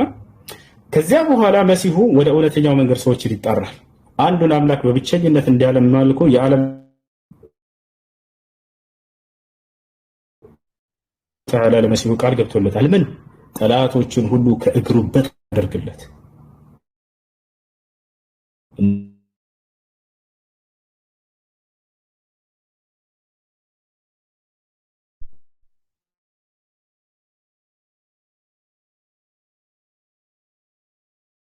አምላክ ይገዛሉ። የዛኔ ፍጻሜው ይሆናል መሲሁ ዒሳ ዓለይሂ ሰላም ሚበደ ከዚያ በኋላ የዓለምን ህዝብ ሁሉ ለአንዱ አምላክ እንዲገዙ ያደርጋቸዋል። ወላ ይብቃ ፊ ዘማኒሂ ለልኢስላም አሉ ነብዩ ሰለላሁ ዐለይሂ ወሰለም በመሲሁ ዘመን ኢስላም እንጂ ሌላ ማንም አይኖርም አሉ። ወላ ኢላላህ አሉ አንዱ አምላክ እንጂ ሌላ ማንም አይመለክም በእርሱ ዘመን አሉ። ሁሉን ጠላት ከእግሩ ስር ሊያደርግለትን ቃል ገብቷል አላህ በቁርአን ላይ። አንተንና አንተን የተከተሉ ህል የዛን የዘመኑ ፍጻሜ ከመድረሱ በፊት ግን የበላይነትን በጠላቶችህ ላይ አጎናጽፋለሁ ብሎ ከእግሩ በታች ይሆናሉ። ሁሉን ጠላቶችን ከእግሩ በታች ካደረገለት በኋላ እርሱ ደግሞ ከሁሉ በላይ ይሆናል መሲሁ። ያ ማለት ከጠላቶቹ በላይ ይሆናል፣ ያሸንፋቸዋል፣ ድል ያደርግባቸዋል። ያን ድል ካጎናጸፈው በኋላ አምላክ አላህ ሱብሓነሁ ወተዓላ የዓለምን ህዝብ ሁሉ ለአንዱ አምላክ እንዲገዙ ያደርጋል። ለአንዱ አምላክ እንዲገዙ ካደረገ ሙስሊም ካደረገ በኋላ ሁላቸውም የዛን ማን ነው መሲሁ የዛኔ ፍጻሜ ይሆናል፣ ይሞታል ለማንኛውም ሰው። ይሄን ይመስላል ልጆች። አነስና ዘህራሉ ቀጥሉላቸው። መግሪብ ደረሰ ከኔ ጋር። እሺ እሱ ኡስታዝ ጥያቄ ያለኝ አባ ኡስታዝ እኔ ልጠይቅ። ተረጋጋ እንዴ። እዚህ አንድ ነገር ከእስልምና ነው የወጣው። ቆይ አንዴ አሁን ሁሴን ሊሰግድ ነው። እሺ ሲመጣ ተቀጥላለሁ። አነስን ፎሎ አድርጉት። እዚህ ያላችሁላችሁ 1800 ሰዎች አነስን ፎሎ አድርጉት። ባረከላሁ ፊኩም።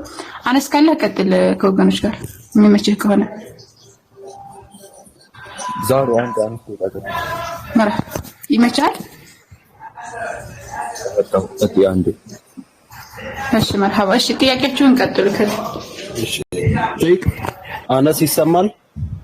ቆይ መጀመሪያ የቀደመ ወንዴ ስለሆነ ወንዴና ከዛ ቀጥሎ ብሩክ ትቀጥላለህ።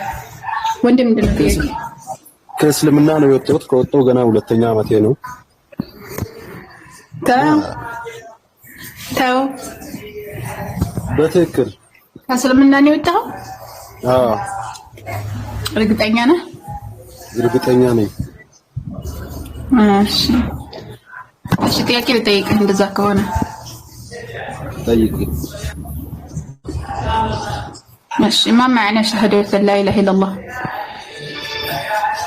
ምን አልሽ? ምን አልከኝ? ምን አልሽ? ሻዳ ነው የምትሉኝ? አይ እስልምና ላይ ስኖር ይሄን አክልም አይደለም፣ ግን አንድ ቁርአን አውቃለሁ። ለምሳሌ እስከ አንድ ጁዝ ግን ሙስሊም የተሳሉን ምናምን ቁም ነገር ጅማ ያሉ ሰዎች አውቃለሁ። ወንድ ኪንግ አቤት አቤት። እሺ አርካኑ ሶላት ስንት ናቸው? እስኪ ስለ ሶላት ህፃን ልጅ የሚያውቃትን ጥያቄ ልጠይቅህ። አርካኑ ሶላት ስንት ናቸው? አምስት ናቸው። አይደለም ተሳስተህ። አምስቱ ወቅት ሰላት ለምሳሌ አልጠየቅኩም እሱ። ቆይ እሺ ዋጅባት ሶላት ስንት ናቸው? ወንዴ ይሰማሃል? የዋጅብ ሰላት አምስት አይደሉም? አሁን ለምሳሌ ጠዋት ሱቢ 2 ረካ አለች። አይደለም እስከዚህም እውቀት የለኝም፣ ግን ስለ እስልምና አንዳንድ ራሴ የምጠይቀው ጥያቄ አይደለም። ማንኛውም አልመለስካቸውም። እሺ ከእስልምና እንደተወጣ ያደረገህ ምንድን ነው? በቃ አንተው አልመለስካቸውም። ስህተት ነው። እሱን ተው። አሁን ጅማ አካባቢ ነው የምኖረው፣ ብዙ ሰው ያውቃል። እናት አባት ቤተሰቦቼ እንዳለ ሙስሊም ናቸው። እንደተወጣ ያደረገህ አንድ ነጥብ ንገረኝ። ምንድን ነው? አንደኛ ነጥብ ከእስልምና እንደወጣ ያደረገኝ ነገር መጀመሪያ እስልምናን ካየ ነው። እነዚያን ከመለስንልህ ወደ እምነት ትመለሳለህ። እንዳንደክም ለጥያቄዎች መልስ ከሰጠሁ ከእስልምና እንድትወጣ ያደረጉህን ወደ እስልምና ትመለሳለህ። እመለሳለሁ። ኦኬ አንድ ያዛል አድርግና እንቀጥላለን።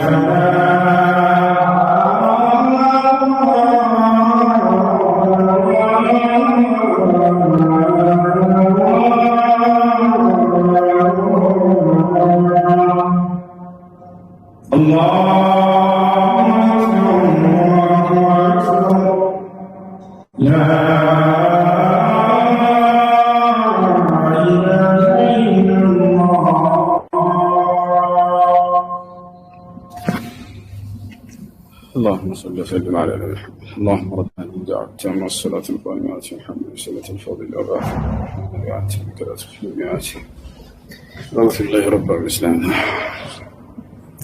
እሺ ጥያቄ ምን ነበር? ከስምና ልትታደርገን አንደኛ እስኪ አንደኛ ከእስልምና እንደወጣበት ያደረገኝ ነገር ትንሽ ታሪኩ ብዙ ነው፣ ግን እኔ የሆነ የራሴ የሆነ ጥያቄ አለኝ። የሆነ ማዘር ታማ ነበረ በየሆነ ሰዓት እና እዚሁ ጅማ አካባቢ ነው የምኖረው። ሰው አሰርቶባት ምናምን ማለት ነው። ከዛ እዚህ ሼህ አብደላ የሚባል ላይ መስጊድ የሚያሰግዱ አሉ። ብዙ ጊዜ መድኃኒት እናመላለሳት ነበር እና ያ ነገር እየተሳካ አይደለም። ለኔም ደግሞ በቃ በጣም ከባድ ጊዜ ነበር እና ከጓደኛዬ የሆነ እንደ መድኃኒት ነገር አይነት ቤተክርስቲያን እዚህ የሆነ ሚካኤል ቤተክርስቲያን አለ እዚሁ ጅማ ነው እና ከዛ እዛው ሰርኩኝ ወጣ ዳነች። በቃ አንደኛ ነገር መዳን የሚባል ነገር አለ በሃይማኖት አንድ በል። ሁለተኛ ነገር ደግሞ ስለ ሃይማኖቱ ማጣራት ጀመርኩኝ። እኔ ድሮ ማቀው በቀብር ስትጠየቅም እንደዚህ አይደለም፣ በቀብር ትጠየቃለህ የሚባል ነገር አለ። አሁን ማረቡኮ ማዲኑ ከምናምን አውቃለሁ። እስልምና ያደኩበት ነገር ነው። እንድትወጣ ያደረገህን ነጥብ አንሳ ነው የተባልከው። ከይታ ጋር እንደወጣ ያደረገኝ 4 ነጥብ ምንድነው? እስልምና በፊት አለ ካልከኝ ማስረጃ የታለ? ማስረጃ አሁን ከድጃ ናት አንድ ብላ የተቀበለችው ከእስልምና እንድትወጣ ያደረገህ ነጥብ የትኛው ነው? የትኛውን ቁርአን አንብበህ ነው? የትኛውን ሐዲስ አንብበህ ነው ያልተቀበልከው? የቁርአን አንቀጽ ወይንም ሐዲስ ሙስሊም እንደነበርክ እየተናገርክ ወይንስ እምነት አልባ ሆነህ አሁን ጥያቄዎችን እንዳደስ እየፈጠርክ እየጠየቅ? ከቁርአንና ከሐዲስ ላይ ከእስልምና እንድትወጣ ያደረጉህ ጥቅሶች ወይንም አስተምሮት የትኛው? ጥያቄ ተፍጠር እዚህ ጋር እናውቃቸዋለን። እነሱ ጥያቄዎች አስተምሮቱ ነገርኩህ እኮ እስልምና በፊት አለ የሚል ቃል የለም። በቃ አሁን ድሮም ልክ ጁማ የለም ለስሚል በቁርአን ላይ የለም የለም አይደል?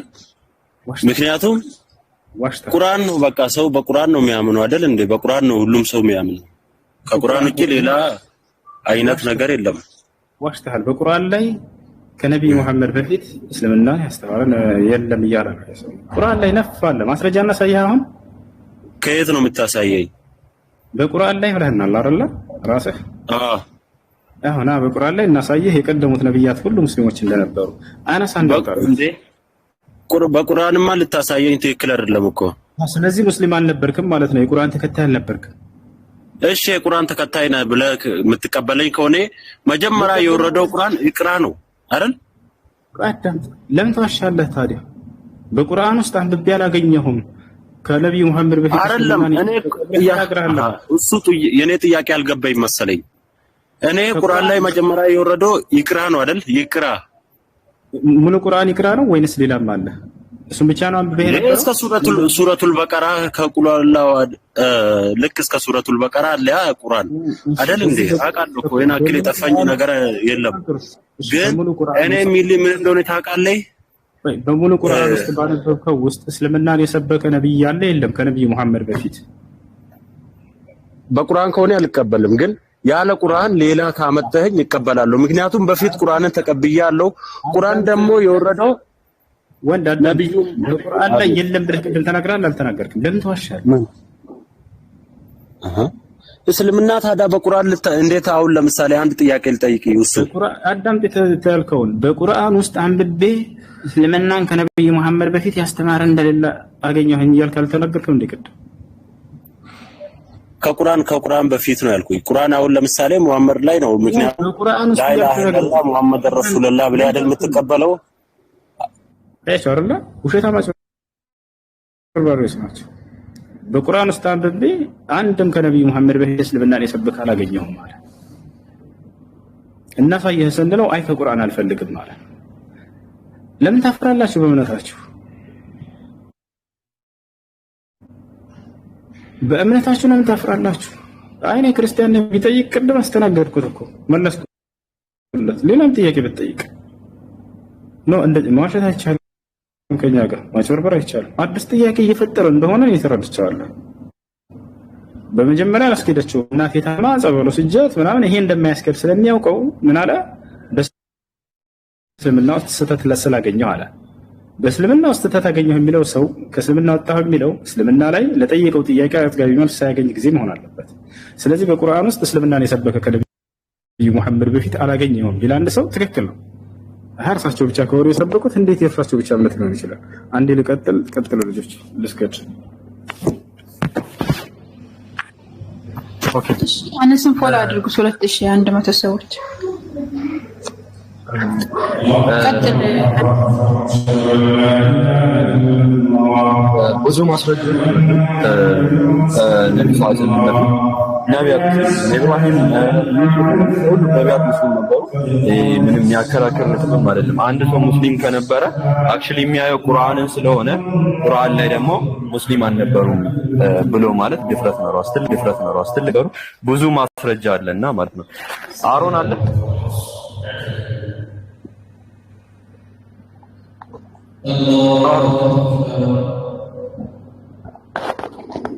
አሮን ኦኬ፣ እኔ ጋር በጣም እንትን እያለ ነው። እስኪ ትንሽ ልቆይና ምናምን ከቀደም ጀምሮ በጣም እየተቆራረጠ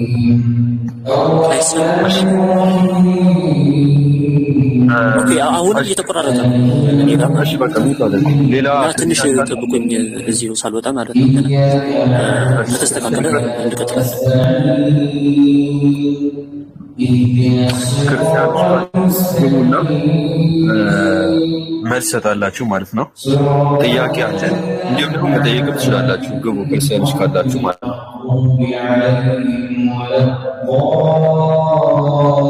ክርስቲያኖች ካላችሁ ገስት ላኩ።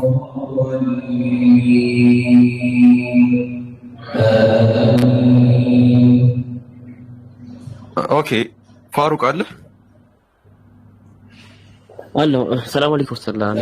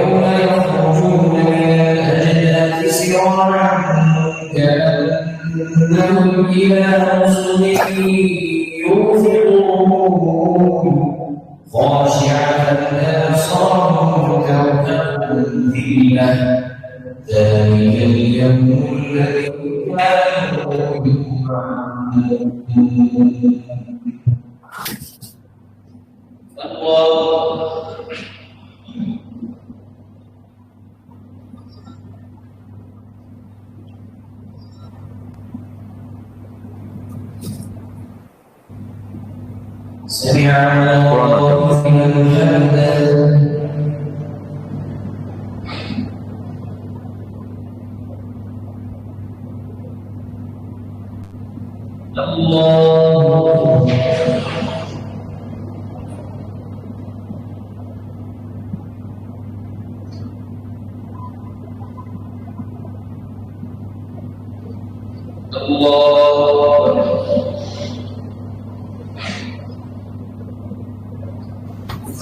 አነስንና ፋሩቅን ፎሎ አድርጓቸው። እዚህ ያላችሁ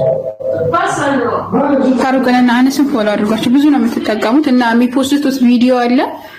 በተለይ ፋሩቅ በጣም ብዙ ቪዲዮዎችን ይፖስታል ነው ሪፖስት አድርጓቸው።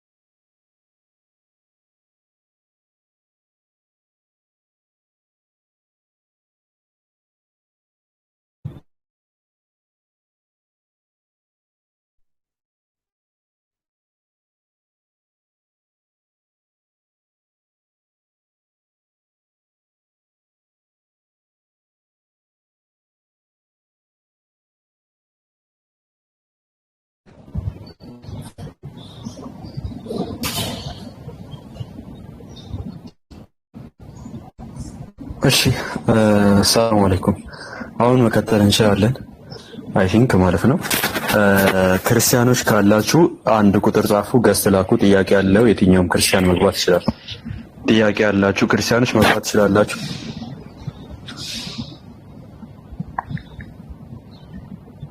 ፋሩቄ ካለ ቀጥል። አይ ሰላም አለይኩም ወራህመቱላሂ ድጋሚ ሁላችሁ ዛህራን አነስ ነው ሁላችሁም ያላችሁ አንድ ሰዎች ሰላም አለይኩም ብያችኋለሁ ጋይስ። ክርስቲያኖች ካላችሁ ጥያቄ ካላችሁ ክርስቲያኖች መቀጠል ትችላላችሁ። በስ ደግሞ ቅድም በተነሳው ነጥብ ላይ I have evidence ካለ ቀጥል ይችላል። ዛሬ ወአለይኩም ሰላም ወራህመቱላሂ ወበረካቱ። አይ መልስና ሰላም አለይኩም ሰላም ፎሎ አድርጓቸው እሺ። ፋሩቀንና አነስን ከላይ መልካሙን ምናምን ገብታል። አይሽ መልካሙ አለ መላኩ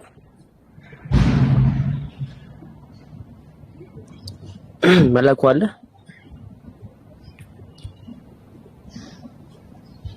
ኦኬ አይ ቲንክ መላኩ የለም። ኤኒዌይ ክርስቲያኖች ካላችሁ ግቡና ስላሴን የሚያስረዳ ክርስቲያን ካለ ገብቶ እዚህ ስላሴ አስተምሮ የሚያስረዳ ካለ ገብቶ ማስረዳት ይችላል። ጥያቄ ያለው ከመጨረሻ ይሰማል። ቀጥሉ። ይሰማል።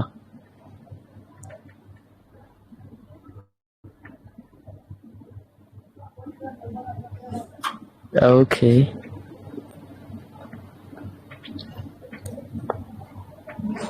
አይ ክርስቲያኖች ካላችሁ ግቡ ገስት ለካችሁ ስላሴ የሚያስረዳ ክርስቲያን ካለ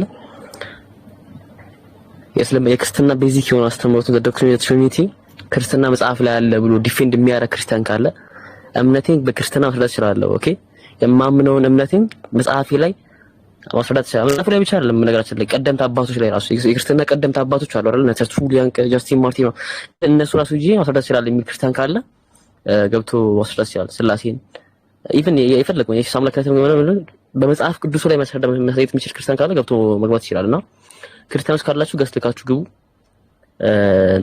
እንጠይቃላችሁ ማለት ስለዚህ ሀሳብ ካለ አንዳንድ ሀሳቦች እናነሳለን። ቀጥላንስ ኦኬ ቢስሚላህ ወደ ሐሳቡ ስንመጣ ማለት ነው ያጀማ ሁላችሁም ክርስቲያኖች ካላችሁ ገዝተልካችሁ መግባት ትችላላችሁ። አሁን መጽሐፍ ቅዱስን እናነሳና እናወራለን ማለት ስለ ስላሴ ከተወራ አይቀር ስላሴ መጽሐፍ ቅዱሳዊ ነው ወይ የሚል ክርስቲያን ካለ ይሄው መግባት ይችላል። ስላሴን ማሳየት የሚችል መጽሐፍ ቅዱስ የሚያስተምረው አንድ አምላክ እሱም አንድ ፐርሰን አንድ አካል እግዚአብሔር አብ ብቻ አምላክ እንደሆነ ነው የሚያስተምረው። ኖ አይደለም ተሳስታችኋል የሚል የትኛውም ክርስቲያን መግባት ይችላል። ገብቶ ከኛ ጋራ አክቹሊ ኢንጌጅ ማድረግ ይችላል ማለት ነው። እዚህ ላይ ብቻም አይደለም አባቶች ላይም ማስረዳት የሚችል ካለ ማስረዳት ይችላል። እነዚህ ሶስቱ አንድ አምላክ እንዴት እንደሆኑ ማስረዳት የሚችል ክርስቲያን ካለ ገብቶ ማስረዳት ይችላል ማለት ነው። እነዚህ ሶስት አካላት አሉ፣ አብ፣ ወልድ፣ መንፈስ ቅዱስ። ሶስቱ ምንድን ናቸው? የተለያዩ አካላት ናቸው። ይሄ አይደለም፣ ይሄ አይደለም፣ ይሄ አይደለም። ይህን ካልን በኋላ አንድ አምላክ ነው የምትሉበትን አናሎጂ ገብታችሁ ማስረዳት ትችላላችሁ ማለት ነው። this is called logical problem of the trinity። ይህንን ማስረዳት የሚችል ክርስቲያን ካለ ማስረዳት ይችላል። ይሄ ሶስት አካል እንደዚህ ቆጥራችሁ አብ አምላክ ነው፣ ወልድ አምላክ ነው፣ መንፈስ ቅዱስ አምላክ ነው ካላችሁ በኋላ እነዚህ አንድ አምላክ ናቸው ስትል አንድ አምላክ ናቸው ያለው ስትለኝ በየትኛው አናሎጂ በየትኛው መስፈርት በየትኛው ሂሳብ ቆጥረ ሆነው ይህን ማስረዳት የሚችል ክርስቲያን ካለ ገብቶ ማስረዳት ይችላል እኮ። ግባ መስኪ አስገባኝ ያለች ነው ነግቢ። እነዚህ አንድ አምላክ ናቸው የሚል የትኛውን አናሎጂ ተጠቅማችሁ ነው? እነዚህ ሶስት አካላት 1 2 3 ካሉ አንድ አምላክ ያላችሁት በምን አናሎጂ ነው? ለምሳሌ ፋሩቅ ምሳሌ ነው የምሰጠው። ፋሩቅ አክቹሊ ሽማግሌ አይደለም። ይሄ ፋሩቅ ነው ብንል ይሄን ደግሞ ለምሳሌ ሳላ እንበል። ከዛ እሺ በራሴም ልስጥ አነስ እንበል። አነስ ፋሩቅ ከዛ በኋላ ሳላ ካልን በኋላ አንድ ሰው ነው ያለው አይባልም፣ ሶስት ሰው ነው ያለው።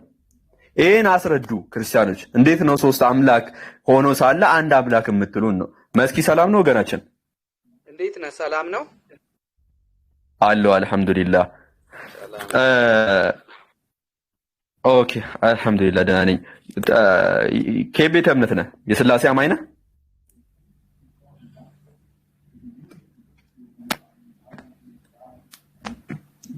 መስኪ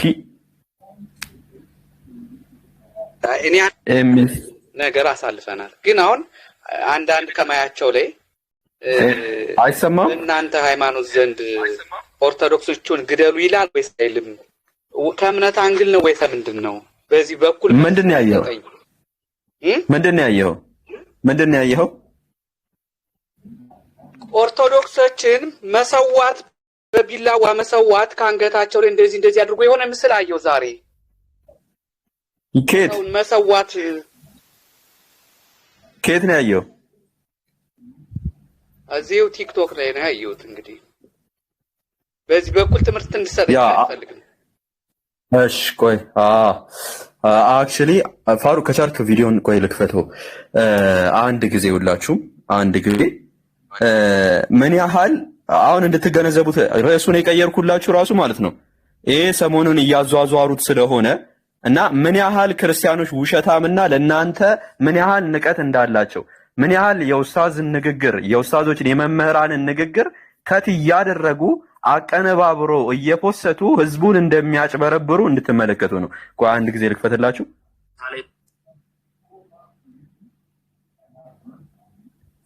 አንድ ጊዜ ወጣችሁ ነው። ነገር ግን ሙሉ የኡስታዙ ንግግር ይሄን ይመስላል። ስለ ካፌ የተናገረው ማብራሪያ አለ። እሱ ከራሱ ከኦሪጂናል ካልተቆረጠው ቪዲዮ ሰምተን እንመለስ።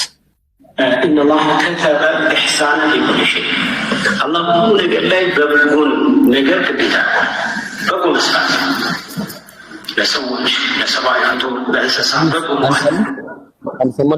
ወይ ይሰማል? ላክልህ የዲያቆን ቪዲዮ ላክልህና እሱ መጀመሪያ ነው። ከዛ እሱ ቪዲዮ ላይ ሪስፖንስ ይሰጣል። ያው ልክልህ አለ በውስጥ። አይ መርሐባ እንደዛ እናደርጋለን። ከቻልክ ክፈት አንተ። ሁለቱም ትልቅ ላይ አድርጉን። እሺ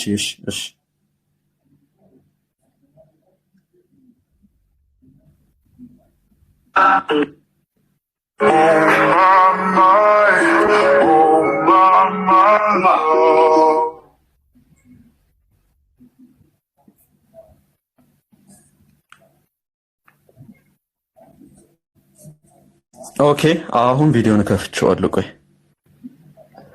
ይሄውና ተመልከቱት።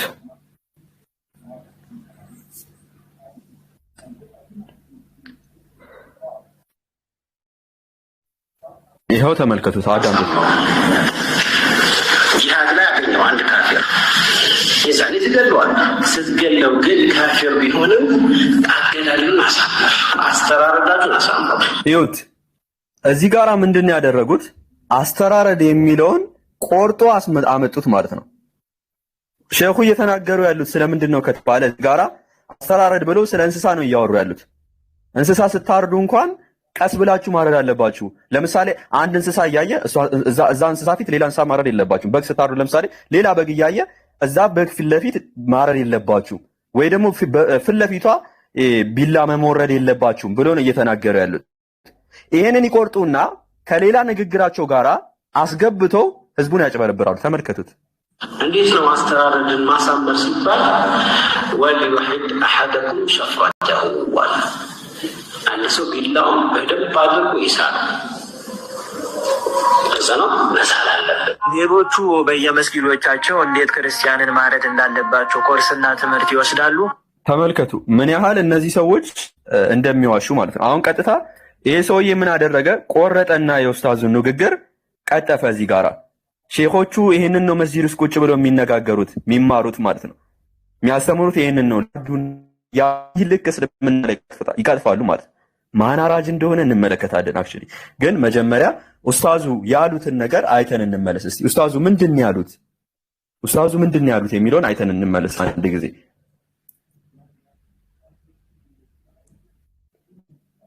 ኦኬ ታላ የተባለ ውስጣዱ ነው።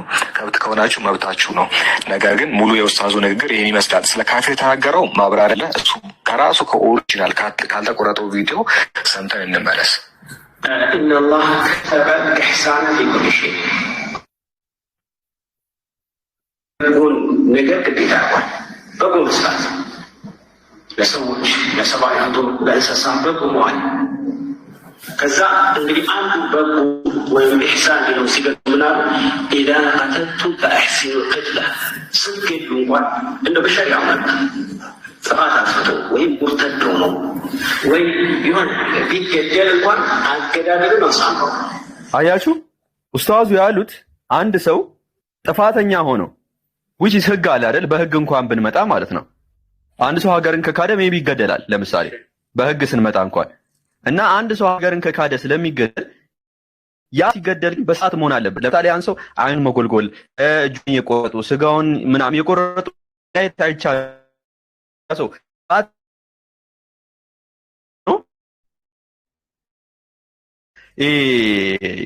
ሊትር ጥፋት ለምሳሌ ሰው ገሎ ብንለው ሰው ገደል ግን ምንድነው ስርዓት ባለው መልኩ ነው ያንን ያሉት በመጀመሪያ። ከዛ በኋላ ግን ቆርጦ ሌላ ነገር ስለ እንስሳ ያወሩትን ደግሞ ከዚህ ጋር ደባልቆ እንዴት እንደሚቀጥፉ ተመልከቱ። ጂሃድ ላይ ማለት ነው ኦልሬዲ ጦርነት ላይ ማለት ነው ሊዋጋ የመጣ አካል አዳምጡት። እንግዲህ እሱ ሊገለጽ ሲመጣ መቼስ እንደሚባለው አበባ ከፊዘ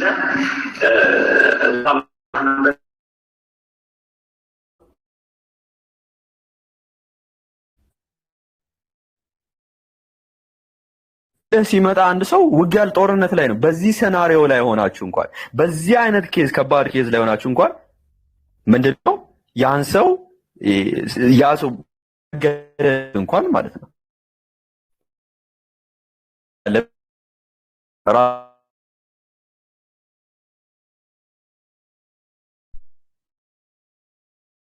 መጠቀቅ አለባችሁ ነው ያሉት። ከዛ በኋላ ደግሞ ስለ እንስሩት እዚህ ጋር አንድ ላይ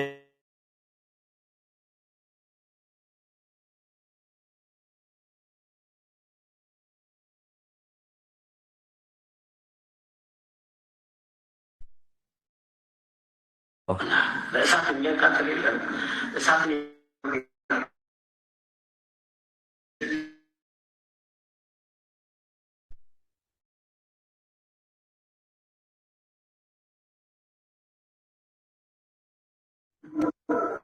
እንዴት ነው ማሳመር ሲባል ወሊወሒድ አሐደኩም ሸፍረተሁ አንድ ሰው ቢላውን በደንብ አድርጎ ይሳል።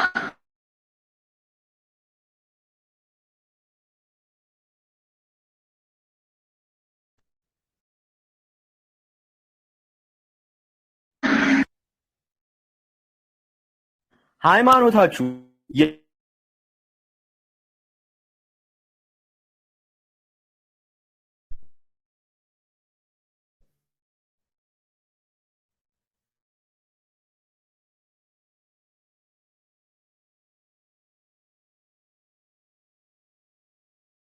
ያድምጠኝ አንዴ ቆይ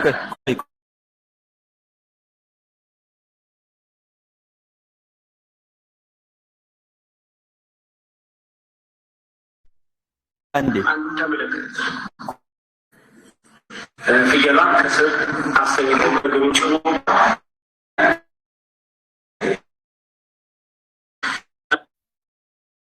ስሩትን አምጥቶ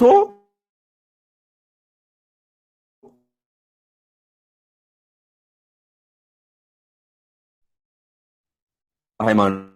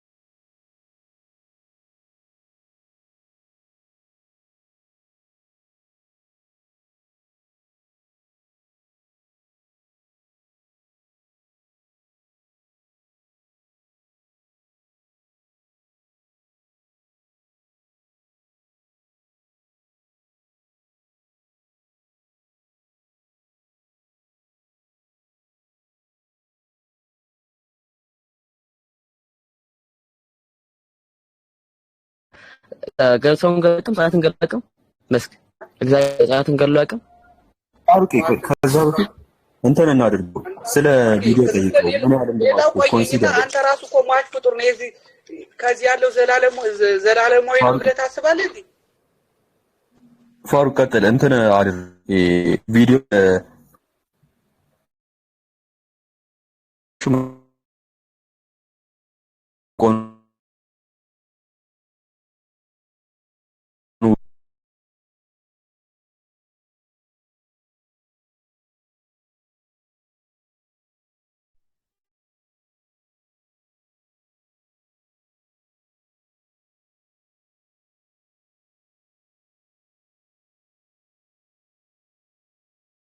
إن شاء الله أنا رح أتحجب إن شاء الله بكرة كل فيديوهاتي رح تكون ممسوحة وخلص رح أتحجب قرار نهائي بس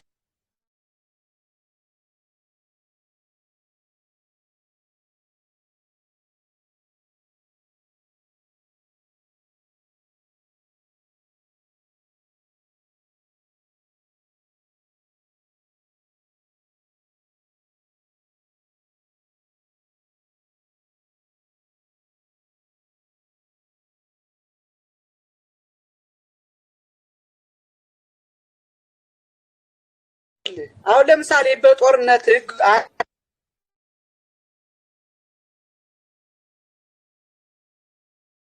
አንድ ወንጀለኛ ጥፋት አጠፋ ቆይ መስክ ያው አነስ ከብቶልሃል ይሄ ዲያቆን ብቻ ሌላም ዲያቆን አለ እነዚህ ዲያቆናት ቤተክርስቲያን ድቁንና የሰጠቻቸው እነዚህ ዲያቆናት የቤተክርስቲያን አስተማሪ የሆኑት እነዚህ ዲያቆናት ድጋሚ ደግምላል እነዚህ ዲያቆናት ዋሽታዋሉ ወይስ አልዋሹም? ምነግርህን እኮ ስማኝ ዋሽታዋሉ ወይስ አልዋሹም? አንተ እንዴ ታዲያ ማን ደማመጥ ከሆነ ምን አስቀመጠ ይልውጣል? ይሄ ነገር አንተ እኮ ልትሽከርከር ሌላ ቦታ እያወራን ያለው መስኪዬ ምን መሰለህ አሁን እኔ ያልጠየቅኩህ የመለስክልኝ ነው ያለው እኔ ጠይቄ ሌላ አንተ አሁን ጠይቄ ብቻ መልስልኝ። እሺ ቀጥል። እኔ ሰው ልፈጭ አይደለም የገባሁት። ቀጥል መስኪ ቀጥል እኮ ሰውን በሰውነቱ ማክበር ያስፈልገናል እንጂ ስለዛ ሃይማኖት የፈለገውን የሚከተል የፈለገውንም እምነት ተከትሎ ይሄድ፣ አይመለከተኝም፣ አያገባኝም በኔ እይታ ማለት ነው። እኔ ያድነኛል ያልኩትን አካል ተከትዬ እሄዳለሁ። ጥያቄው እሱ አይደለም። መስክ ይኸው እንድታስተውል አንዴ መስክ ቅድም ማለት ነው ስትገባ ምን አልከን? እንደዚህ የሚል ነገር ሰማሁ አልከን። ኡስታዞች እንዲህ እያሉ ነው የሚል ነገር ሐሳብ አቀረብ። ከየት ነው የሰማው? ከእንደዚህ አይነት ዲያቆን። ይሄ ዲያቆኑ ደግሞ ኡስታዙ ያለውን ነገር አሰማውክ። ስለ እንስሳ የሚያወሩትን